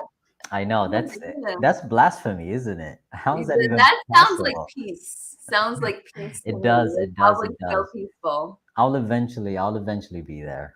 Yeah, I think we need you to get on there. I mean, you probably have to manage it, but we do need you to get on there. A lot of great comments, by the way. Hope you get to check them out later. Great. Really appreciate your time. Hope to see you again. Thank you, Hermela. Take care. Thank you. You too. Hey guys, thank you so much for listening. I think that I've seen the comments, so I know you guys appreciated Professor Binyam's take. A lot of good information there. Again, I mean, I just found out recently that he's an Ethiopian that was born in Mekelle. So just a nice little sprinkle on top to his really insightful analysis. It really just goes to show there are people out there with different perspectives. I mean, he's been very vocal for a very long time. I just didn't know his story very well. But a lot of great points there. Please make sure you like, subscribe, and share this link because we've got more. It's not over yet. It's a really good show on this Monday. We're going to be talking to political analyst, Somali analyst, Sheikh Abdi Hirsi in just a minute. We've been seeing these really just devastating attacks by Al-Shabaab happening in Somalia in the last several months. It just came on, must note, it came on the heels of hundreds of U.S. troops being sent to Somalia, a new president, which was an old president that was there before Farmajo, who was a very popular president. It was a parliamentary vote that was said to have been possibly bought by those in the West. So a lot of movement happening. We've talked about the Horn of Africa being a region, or if whatever's happening in Somalia affects Ethiopia, it affects Eritrea and vice versa. And so I think it's really important to be following what's going on in all of the Horn of Africa countries. We're neighbors. We have a lot in common, a lot of culture, a lot of history that we share. So with that said, make sure you are subscribed. Make sure you share this link because there's more. And all your group chats and all your friends and all your Twitter groups, send that now. And we are going to take a few questions at the end of the hour on this. So please feel free to send in some questions where, as you see, fielding through your comments, and they're going up on screen. Thank you to all of you who've contributed during this live. Really appreciate it. like Professor Vinia was saying, really important that we fight the propaganda with information, and this is one way to do that. As you guys know, I'm very much independent. We're on EOAnews.com, where you can also contribute there one time or become a monthly member. You can also go to patreon.com/HermelaTV. That's a way where you can become a monthly member. Patreon.com/HermelaTV is at the bottom of your screen. I'll also make sure to put it in the comment section of this live. EOAnews.com is also where you can go. That's, I think people find that easier. So take a look at that if Patreon is not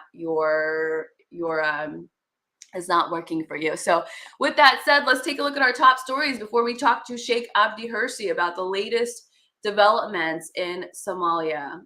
Take a listen. Tonight, we have our eyes on the DRC, the Democratic Republic of Congo, where thousands are protesting neighboring country Rwanda's alleged support for rebels inside the DRC. We have Congo's neighbor who have armed, equipped, financed a rebel force. Known as the M23, the rebels are said to be mostly ethnic Tutsis, same as Rwandan President Paul Kagame. The group appeared to be lying dormant for years, but started fighting again last year. Lately, they have overtaken several towns in the DRC. The DRC is accusing Rwanda of backing the group, and protesters are pointing to the so-called international community's hypocrisy on the issue. You have a group of rebels, no more than 400 to 500 of them, who have a military capacity that overnight increased. On Sunday, the DRC's government ordered Rwandan Ambassador Vincent Karega to leave the country within 48 hours. Rwanda's government said it noted the decision with regret and said it would bring the international community's attention to what it says is the DRC government's harassment of people inside the country based on the language they speak. In the statement, the government went on to say the DRC is scapegoating Rwanda to distract from its own governance and security failures. Coming up, we'll speak with a Rwandan human rights activist who says what the DRC is accusing Rwanda of doing is true. And in Somalia, devastating car bombings over the weekend. Somalia's president says at least 100 people died and more than 300 were injured. Extremist group Al-Shabaab has claimed responsibility for the attack. Somalia's President Hassan Sheikh Mohammed said the country is at war with Al-Shabaab. Officials from nearby Eritrea condemned the attack and expressed solidarity with the people and the government of Somalia. But many Somalis say the attacks are becoming too frequent. In August, about 24 people were killed and more than 100 injured after Al-Shabaab militants stormed into a hotel in the country's capital. We'll speak with a Somali political analyst who says the people are frustrated with President Hassan's government. We cannot let the fate of 120 million people into a handful of experts. But having said that, we will always welcome well-meaning actors, but not those who already made the decision to condemn and censor and put us to death. Later in the show, the Ethiopia peace talks in South Africa between the Ethiopian government and rebels from Tigray have been extended. What may that mean, and how will U.S. officials attempt to force their interest in the Horn of Africa? We'll speak with a professor from Tigray, Ethiopia, about possible sanctions and why the rebels are bad for the entire country. So we spoke about Ethiopia and the talks that have gone on with Professor Binyam Osh and a lot of other issues relating to the conflict in Ethiopia. If you are just joining us and you missed it, feel free to take a look later. Go back in the live stream. You also discussed with Claude Gatabuke, a Rwandan, who was talking to us about the accusations that Congo is making about Rwanda supporting rebels inside the Democratic Republic of Congo. That was at the top of the hour. So if you missed that, you could go back later and check out the recording. But now we are focusing on Somalia. Somalia, as you guys just heard there and may have been following, has been going through a lot. Al-Shabaab has seemed to be back at play after being dormant for some time and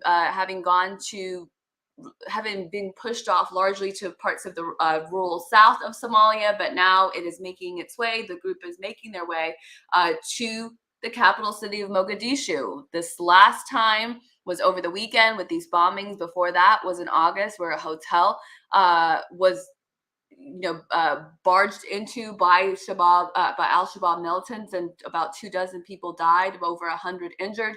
So why is this happening, and what is going on? To talk about that, joining me today is Sheikh Abdi Hirsi. Sheikh, thank you so much for making the time. Really looking forward to this conversation. My pleasure, Hermela. My pleasure. Thank you. So first of all, what was it like for you and others in the Somali community to see that devastating car bombing attack that happened in Mogadishu? It was hurting, heartbreaking. People are dying. Many got injured, and a lot of properties were damaged. It was huge, pre-planned, real big attack on Mogadishu, and everyone is really devastated on the facts on the ground. And so what is going on? We know President Farmajo, or former President Farmajo, which was a very popular president. He came in at a time where Prime Minister Abiy Ahmed was there in the transition in Ethiopia.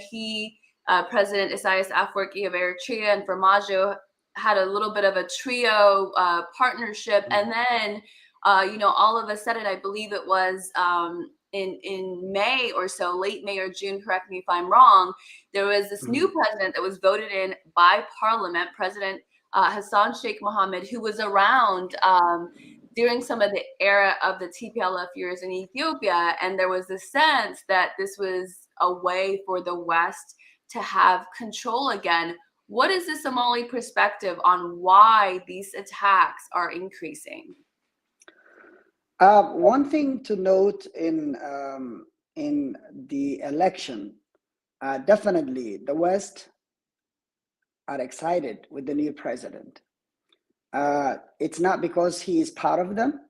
It's not because he's not Somali. It's because he is very weak when it comes to pushing back the Western pressures. He is someone who is really weak for the foreign interference and foreign pressures.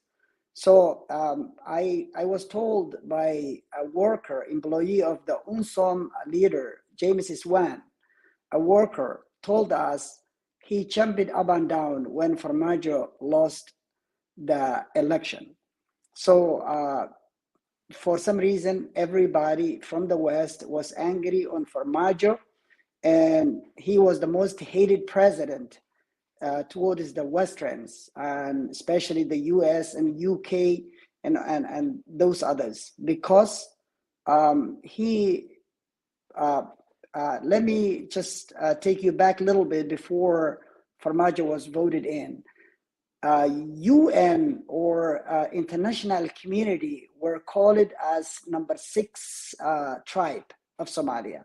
Somalia has been divided in 5 parts, 4 major tribes and 0.5, which is the small tribes, the less population or less number tribes.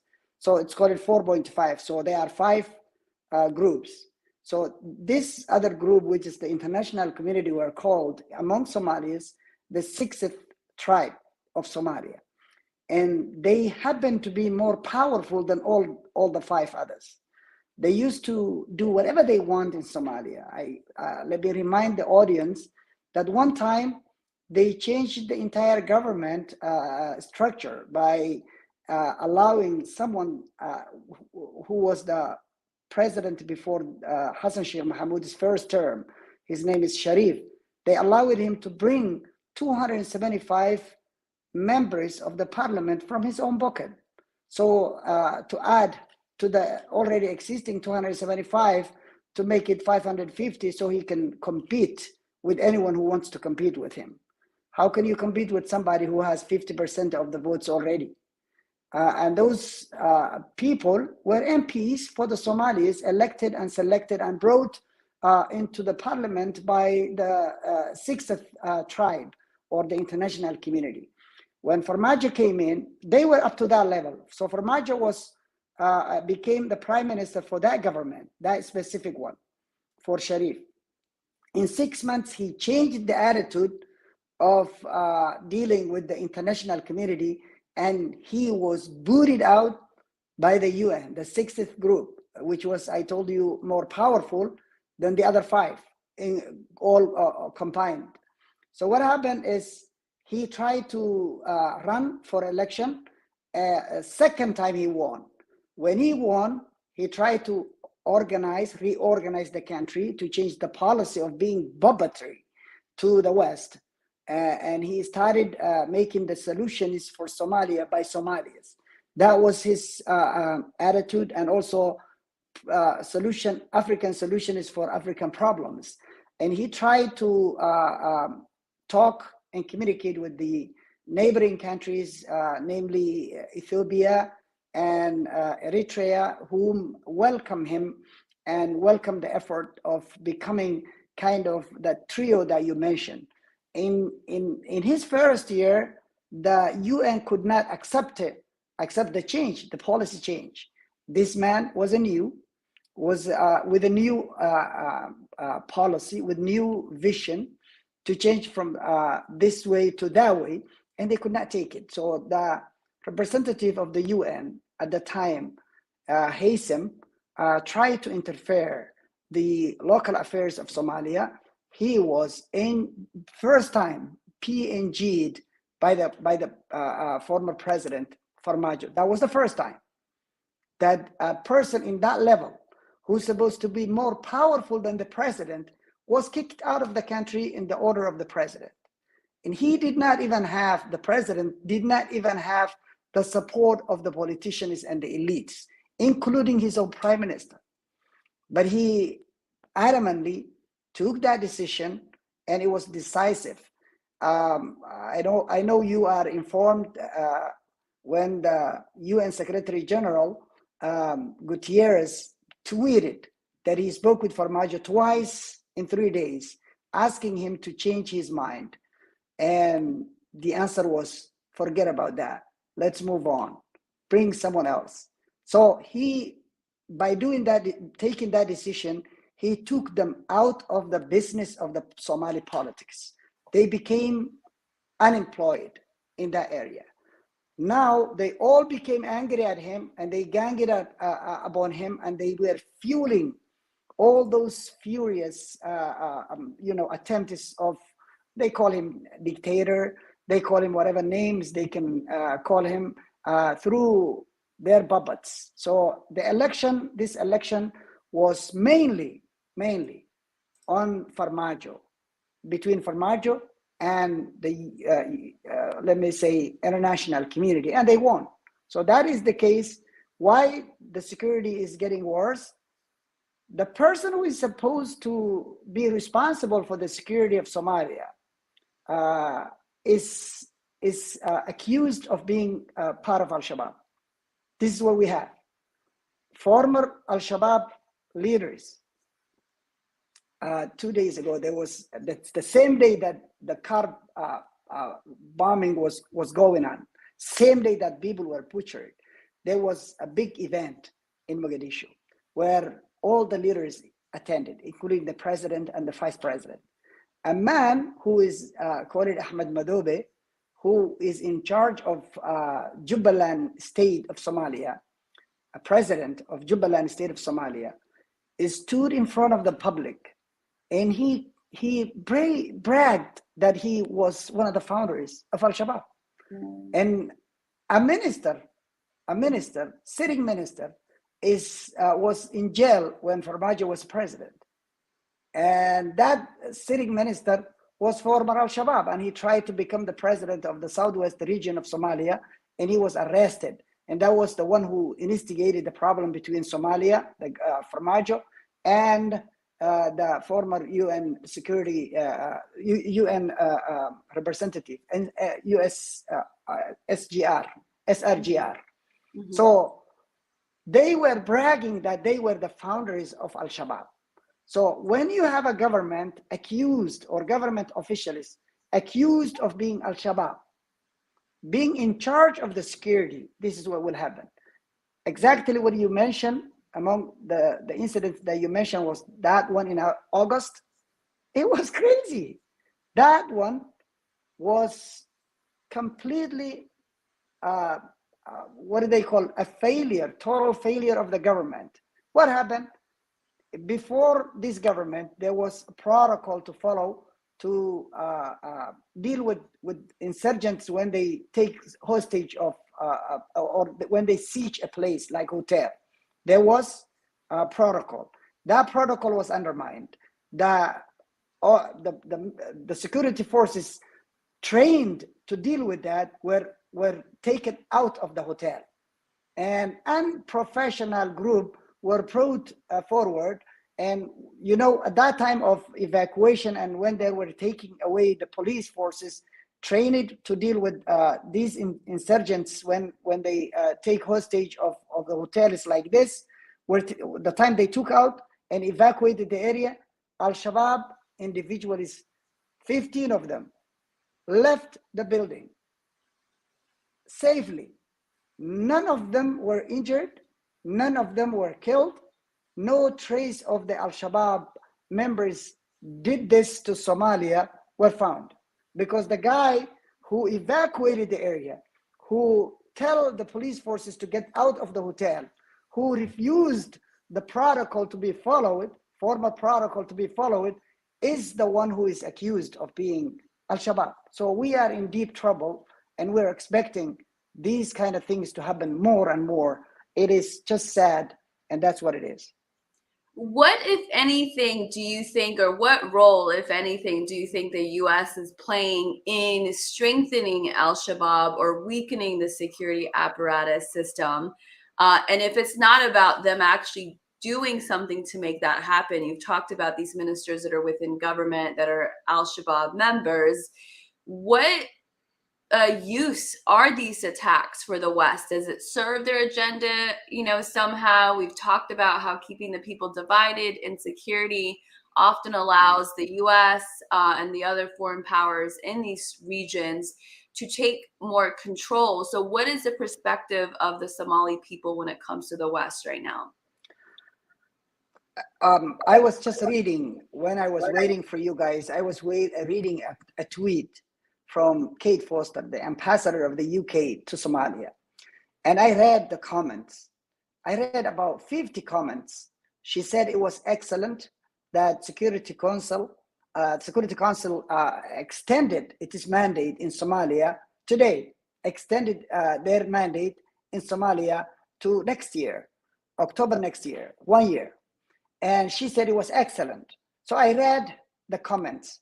I could not find one single comment praising what she said was excellent. That means the attitude, understanding, the perception of the public in Somalia is the West is responsible for everything going on wrong in Somalia. That's the perception. I don't want to accuse the U.S. specifically supporting the Al-Shabaab. I'm not going to accuse them or accuse anyone, because these things are behind the scene, and unless you have concrete evidence, it's not right to accuse anybody. However, this is the feeling of the Somali people. They feel they are the problem. We have 24,000 troops, 24,000 people in Somalia, foreign troops, doing nothing to help the Somalis, civilians, to fight against Al-Shabaab. Our army is well trained. They don't have the equipment they need because there is a arms embargo. They claim, Security Council claim, that they care about Somalia and they want Somalis to be safe and the security to be enhanced and to become better.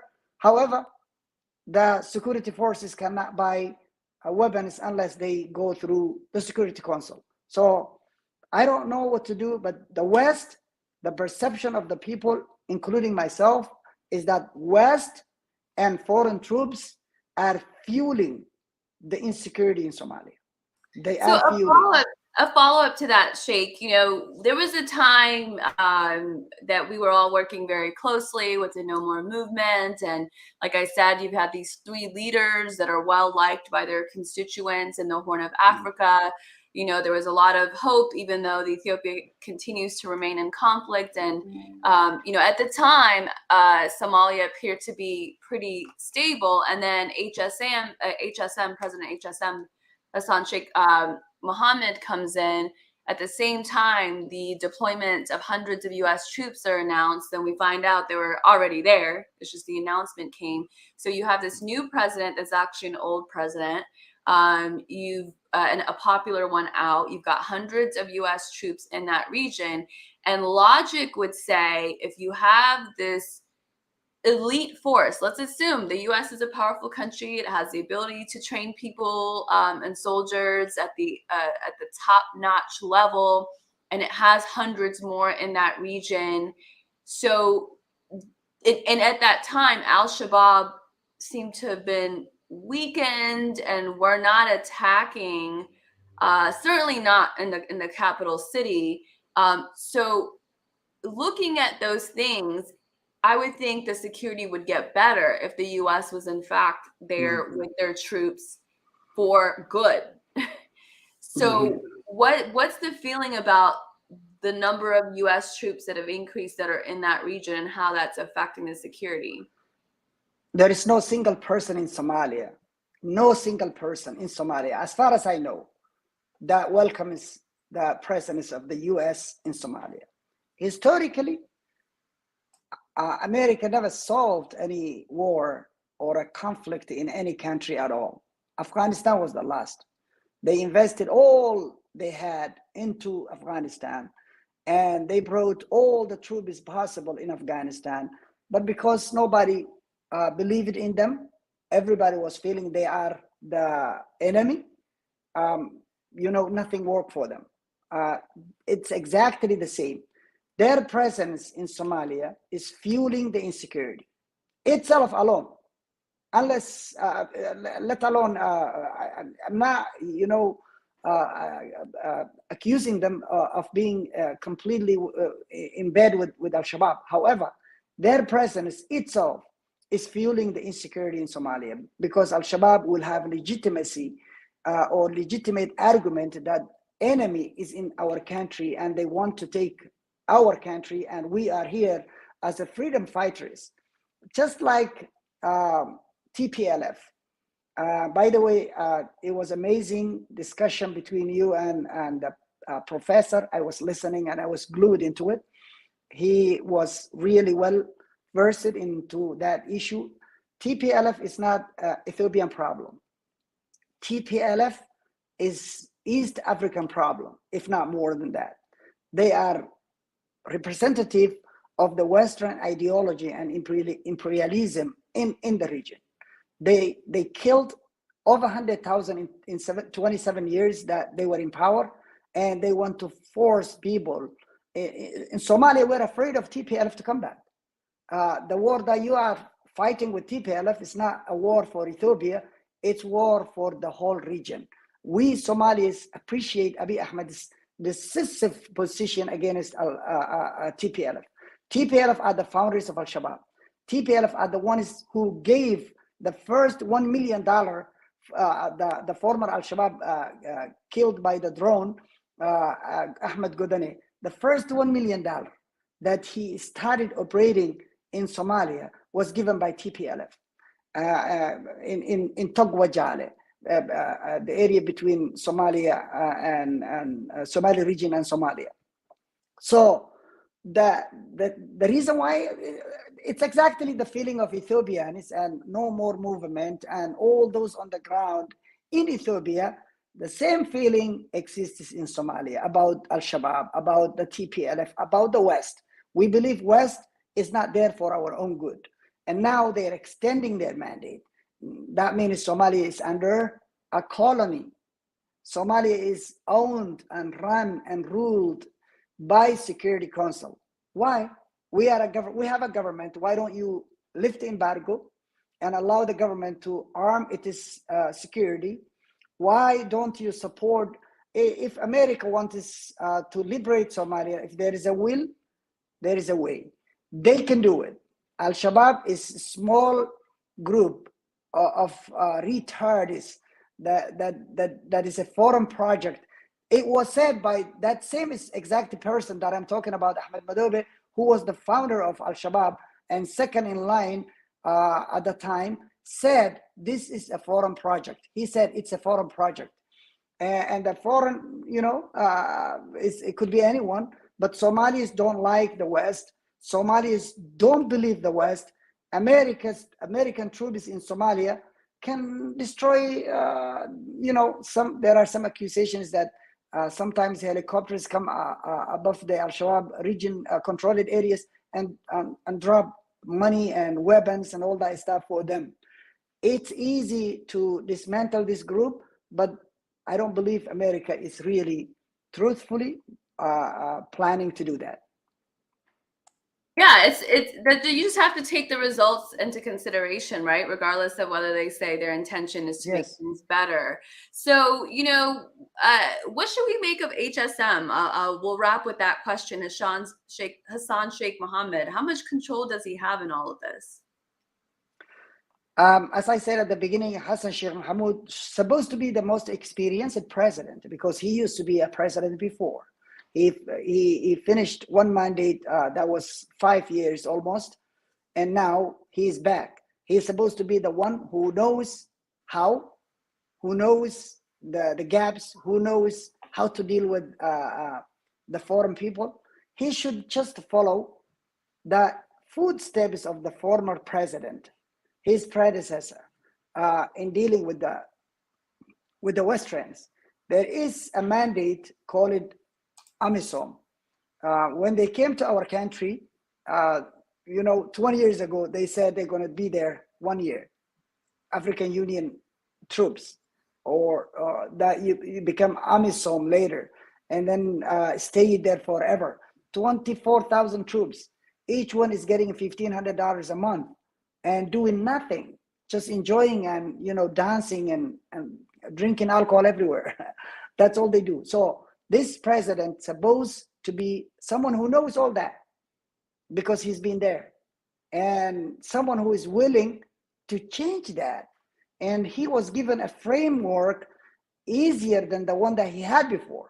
Now he had the Western is taken out of our politics, contained into their isolation. He should just continue acting and exercising as a powerful president. But unfortunately, this man is so weak when it comes to foreign troops. And that is what makes me really feel bad and feel that we went back into the dark hole again. And 4 dark years are ahead of us. I always advise him, and I'm advising him, if he can listen to me right now, to change that. He was given a framework, easy to handle, the Westerns, easy, because they know he can be in, now he knows you can PNG the top person of the UN if they don't What's PNG, follow by the mandate. What is persona PNG? non grata. Got it. It's persona non grata. Yeah, you can kick them out. You can you can throw them away from your country. You are independent country, and you have a flag, and you are our independence and sovereignty. It's not in question. So he has that power. He's supposed to be, practicing. And I really miss the trio that you mentioned. It was a hope for the entire region. It was a hope for the Somali people specifically. We have the longest seashore, and Ethiopia is 110 million people. We can have a beautiful relationship with Ethiopians, trade relationship, where they can use all our, sea empty. We have a lot of empty ports in Somalia. So we can create the biggest and a giant business and giant economy if we collaborate these 3 countries. And even if we can, widen the tent and include Kenya and Djibouti, we can do whatever we want. And we don't need foreign intervention. We don't need Western presence in Somalia. We don't need Western army or Navy or US in particular in our country. They never did good for any of the past. And we're not expecting them. They're there for their own interest. They're not there for our own interest. They're not there for advancing Somali security or Somalia's well-being. They're there to do their own things. And by the presence of those troops, Somalis across the board believe that they are looting our resources. There are over 1,500 ships illegally fishing in our seas.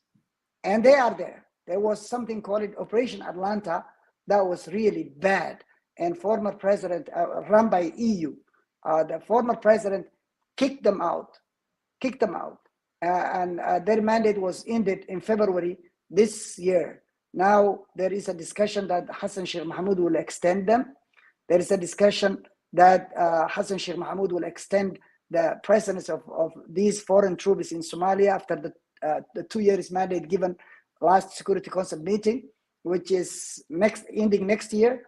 There is a lot of hope. Is a lot of hope that we had vanished.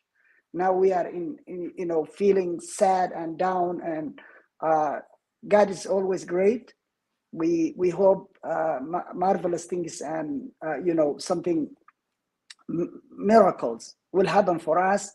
I hope and I pray to God that he finds himself in a good position, better position, where he can enrich and strengthen the relationship between him and Ethiopia and Eritrea, and also Kenya.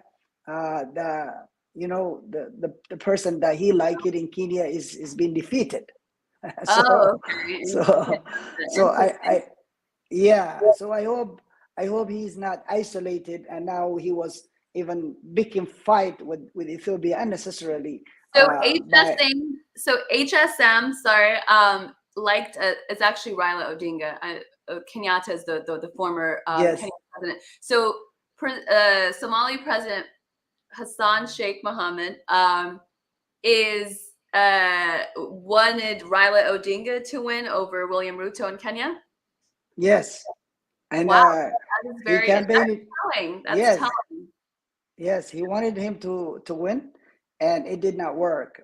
And he signed agreements with him, with the former president before the election 3 weeks. And we were advising him not to sign anything with this guy because he's going to lose the election. A new guy will come. But he didn't heed our advices and our wisdom. But now I'm hoping that Ruto is not going to take that into account and become the enemy of Somalia. I hope he, understands they understand with each other and they develop a good relationship. That's what I hope. But it's not something that you expect. If you want me to fall and I don't, you're not expecting me to be your friend. So that's what it is. That's the situation down there. Abiy Ahmed was not happy with the way he was dealing with Egypt and EU. And all those Westerns. He was not happy with it, and it took like good 3-4 months to meet with each other. I hope they. Yeah, we hope so too. I mean, it's interesting because Raila Odinga, who lost the presidential elections in Kenya, we've talked to Karanja Gashesha, who's a Kenyan American journalist, who said that Odinga is very much, Western leaning. And there's actually a speech that Odinga made where he's saying, stop comparing Kenya to these other lesser countries like Ethiopia and Somalia. So it was very clear, I think, sort of where he stood.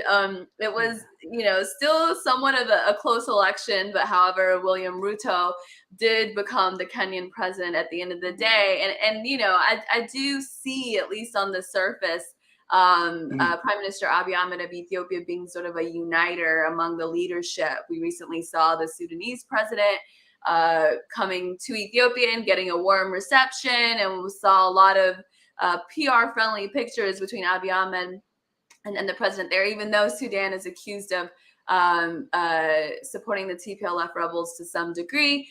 Nonetheless, we do hope there is a rejiggering of the relationships between the leaders in the Horn. It seems like HSM is sort of the odd one out, and hopefully he finds a way to work with the neighboring countries' leaders.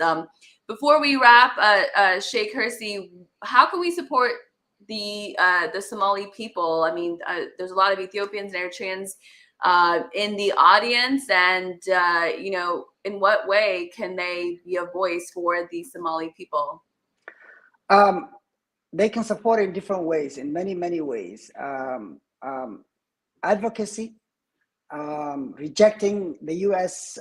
There are a lot of bills going on, and No More movement was really a good movement for the entire Africa, especially in Horn of Africa. So I hope Ethiopians and Eritreans will continue supporting their counterparts in Somalia. We are many, we're the majority. Somalis are really hoping that there will be a one-man, one vote, which I really doubt that this president will realize that, because if that happens, Farmajo will be the president the next day. And there is no such a feeling that they will do it. And I also hope that our relationship with the three countries, our old relationship continues. Eritrea helped Somalia a lot. They trained 5,000 troops of Somalia, and they are still stuck there. They can't come back. I don't know. I heard 2 days ago, I was told that 50% of the logistics to transport them from Eritrea to Somalia is offered by Afwerki. President Isaias Afwerki is a true Somali friend. He is a friend to the Somali people. He did a lot for them, and I really appreciate and admire. So they can help. Advocacy, fake news, you know, is out there. You know it. You know what I'm talking about. You are part of it. You are hero for the region. I really admire you and your work. And you should be also Ethiopians, if they want to support Somalia, they should support Hermale. Let me say that. Thank you, Sheikh Hirsi. You know, that really means a lot. You know how appreciative I am of your perspective, and you being able to come on, you know, when I request that you come on and help us understand Somalia. That region is absolutely interconnected. And, you know, I did notice, to your point about Eritrea, I did notice Eritrea was one of the only countries, I can't say the only, but one of the only countries that actually expressed condolences to the people of Somalia. And I think in particular to somebody in government who had lost someone, and expressed their solidarity with the government of Somalia and the people. So, and I also, on a much less serious note, I've never forgotten about your point about the fish in Somalia being particularly good. So, you know, hopefully, you know, we get peace in that region sooner than later, inshallah, that region can actually use the gifts that has been given, you know, by its land and the nature of being exactly where it is. So Sheikh Hirsi, thank you so much. I know it's a little late where you are, but really appreciate your time and insight. I do really appreciate it. Thank you for having me. Thank you, Sheikh Hirsi. See you soon. See ya. Bye. Hey guys, thank you so much for watching. Thanks to all of you who are staying tuned in. We're going to do this every weekday, Monday through Friday, 6 p.m. to 9 p.m. 6 p.m. Pacific, 9 p.m. Eastern. We'll go, you know, 2 hours today. It's looking like 3 hours. We're going to cover a lot of bases. We're going to talk about the Congo tomorrow again, but from the perspective of a Congolese journalist. And I think you guys will really see some of the parallels with some issues with Rwanda and Congo, and how certain governments are weaponized to keep people divided in their neighboring region. And so we'll learn from the perspective of the Congolese people. And today we heard from a Rwandan, Claude Gatabuke. We talked to Professor Binyam Awash, who is a professor of sociology and human rights. And so that was a really great analysis. If you guys missed it, please feel free to go back, or please do go back, listen to it. It was the second story of the day.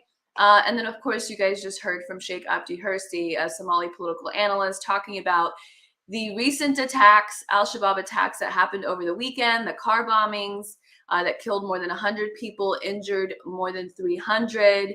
That's happening today at the end of October. And in August, there was another Al-Shabaab attack on a hotel in Mogadishu, and that killed about 24 people and injured more than 100. So the question we were trying to answer is, why is this happening? Why is the security of Somalia all of a sudden going south? And over the summer, there was a parliamentary election where the current president, Hassan Sheikh Mohammed, HSM for short, was voted in by parliament over the incredibly popular president Farmajo, who is known to be a regional friend to Prime Minister Abiy Ahmed and Eritrean President Isaias Afwerki. They seem to work really well together. As you heard Sheikh Abdi Hirsi say, he was strictly against the West and their interventions in Somalia, and they just had too much of that and really came together and influenced through all the means that they do have, money being some of it, which I understand. They had this president, HSM, voted in over the popular Farmajo. So there's a couple of reasons that he was saying, excuse me, that may be affecting it. That went the wrong way. I coughed the wrong way. Excuse me. So there was a couple of reasons that he was giving as to why the security is going bad. One reason, and you can't directly say that the U.S. is involved with Al-Shabaab, right? What you can say is just point at the dots. So over the summer, this new president who was there before during the TPLF era comes back and becomes president over a popular Farmajo. And then at the same time, thanks Kenneth, my large mug, hundreds of U.S. troops are sent, or they're already there. And then what you see a couple of months later is the security of Somalia get worse. So if the U.S. is not having a direct hand, or the U.S. troops being there is not actually making the security worse, what Sheikh Abdi Hirsi said is the fact that the U.S. is there is going to actually anger a group like Al-Shabaab, which was formed as somewhat of a resistance to Western interference, the TPLF interference in the region, but have a very complicated history that I'm not going to even pretend like I'm an expert on to talk about. But I do know that Eugene Puryear is really good on this. There's a couple of other people, Somalis, that are really good to talk about the history of Al-Shabaab, so we can do that later this week. But it's complicated, and the point is the U.S. being there, U.S. troops being there, does not make Somalia a safer country. That's the bottom line. That's what Sheikh Abdi Hirsi was saying. That's why we're working closely with Sheikh Abdi Hirsi and others with the No More movement. They all share, a lot of them share that sentiment. There might be internal issues, but they share that sentiment in terms of the U.S. does not make us safer. U.S. troops does not make Somalia safer. So if you haven't already, then you're not listening. Make sure you like, subscribe, and share this link so people can watch it later if they weren't able to join us in the live broadcast. Thanks for all your comments. A lot of great comments, a lot of good questions. Thank you to my producer, Mesai, who's been fielding your comments and questions. We didn't take a lot today because a lot of things were being answered in the meantime, but I did note a couple that I will try to get answered for you guys next week, particularly on the Congo. Please continue to support independent journalism by going to eoanews.com and contributing there, or going to patreon.com/HermelaTV and becoming a member. Both are easy. I find that a lot of people prefer eoanews.com, but Patreon is cool too. It's a independent journalist creators subscription model. And so it's a great way to be a member at whatever price that you feel comfortable. The point is, rather than us complaining about all these outlets that are mistelling our stories, why don't we support the ones that are doing their best to use their journalism experience to objectively tell our stories with the purpose of unifying us, not with the purpose of dividing us. Because you can enter every story with the angle saying you're objective, but with the angle of dividing people, and you could always twist the facts. Or you could enter every story being objective, but looking really broadly enough so that you're giving people the full context, so that you're empowering them and not dividing them with the people right next to them. Because often, particularly in Africa, the reason you're divided with your neighbor is not only because of your neighbor. So let's keep our unity strong.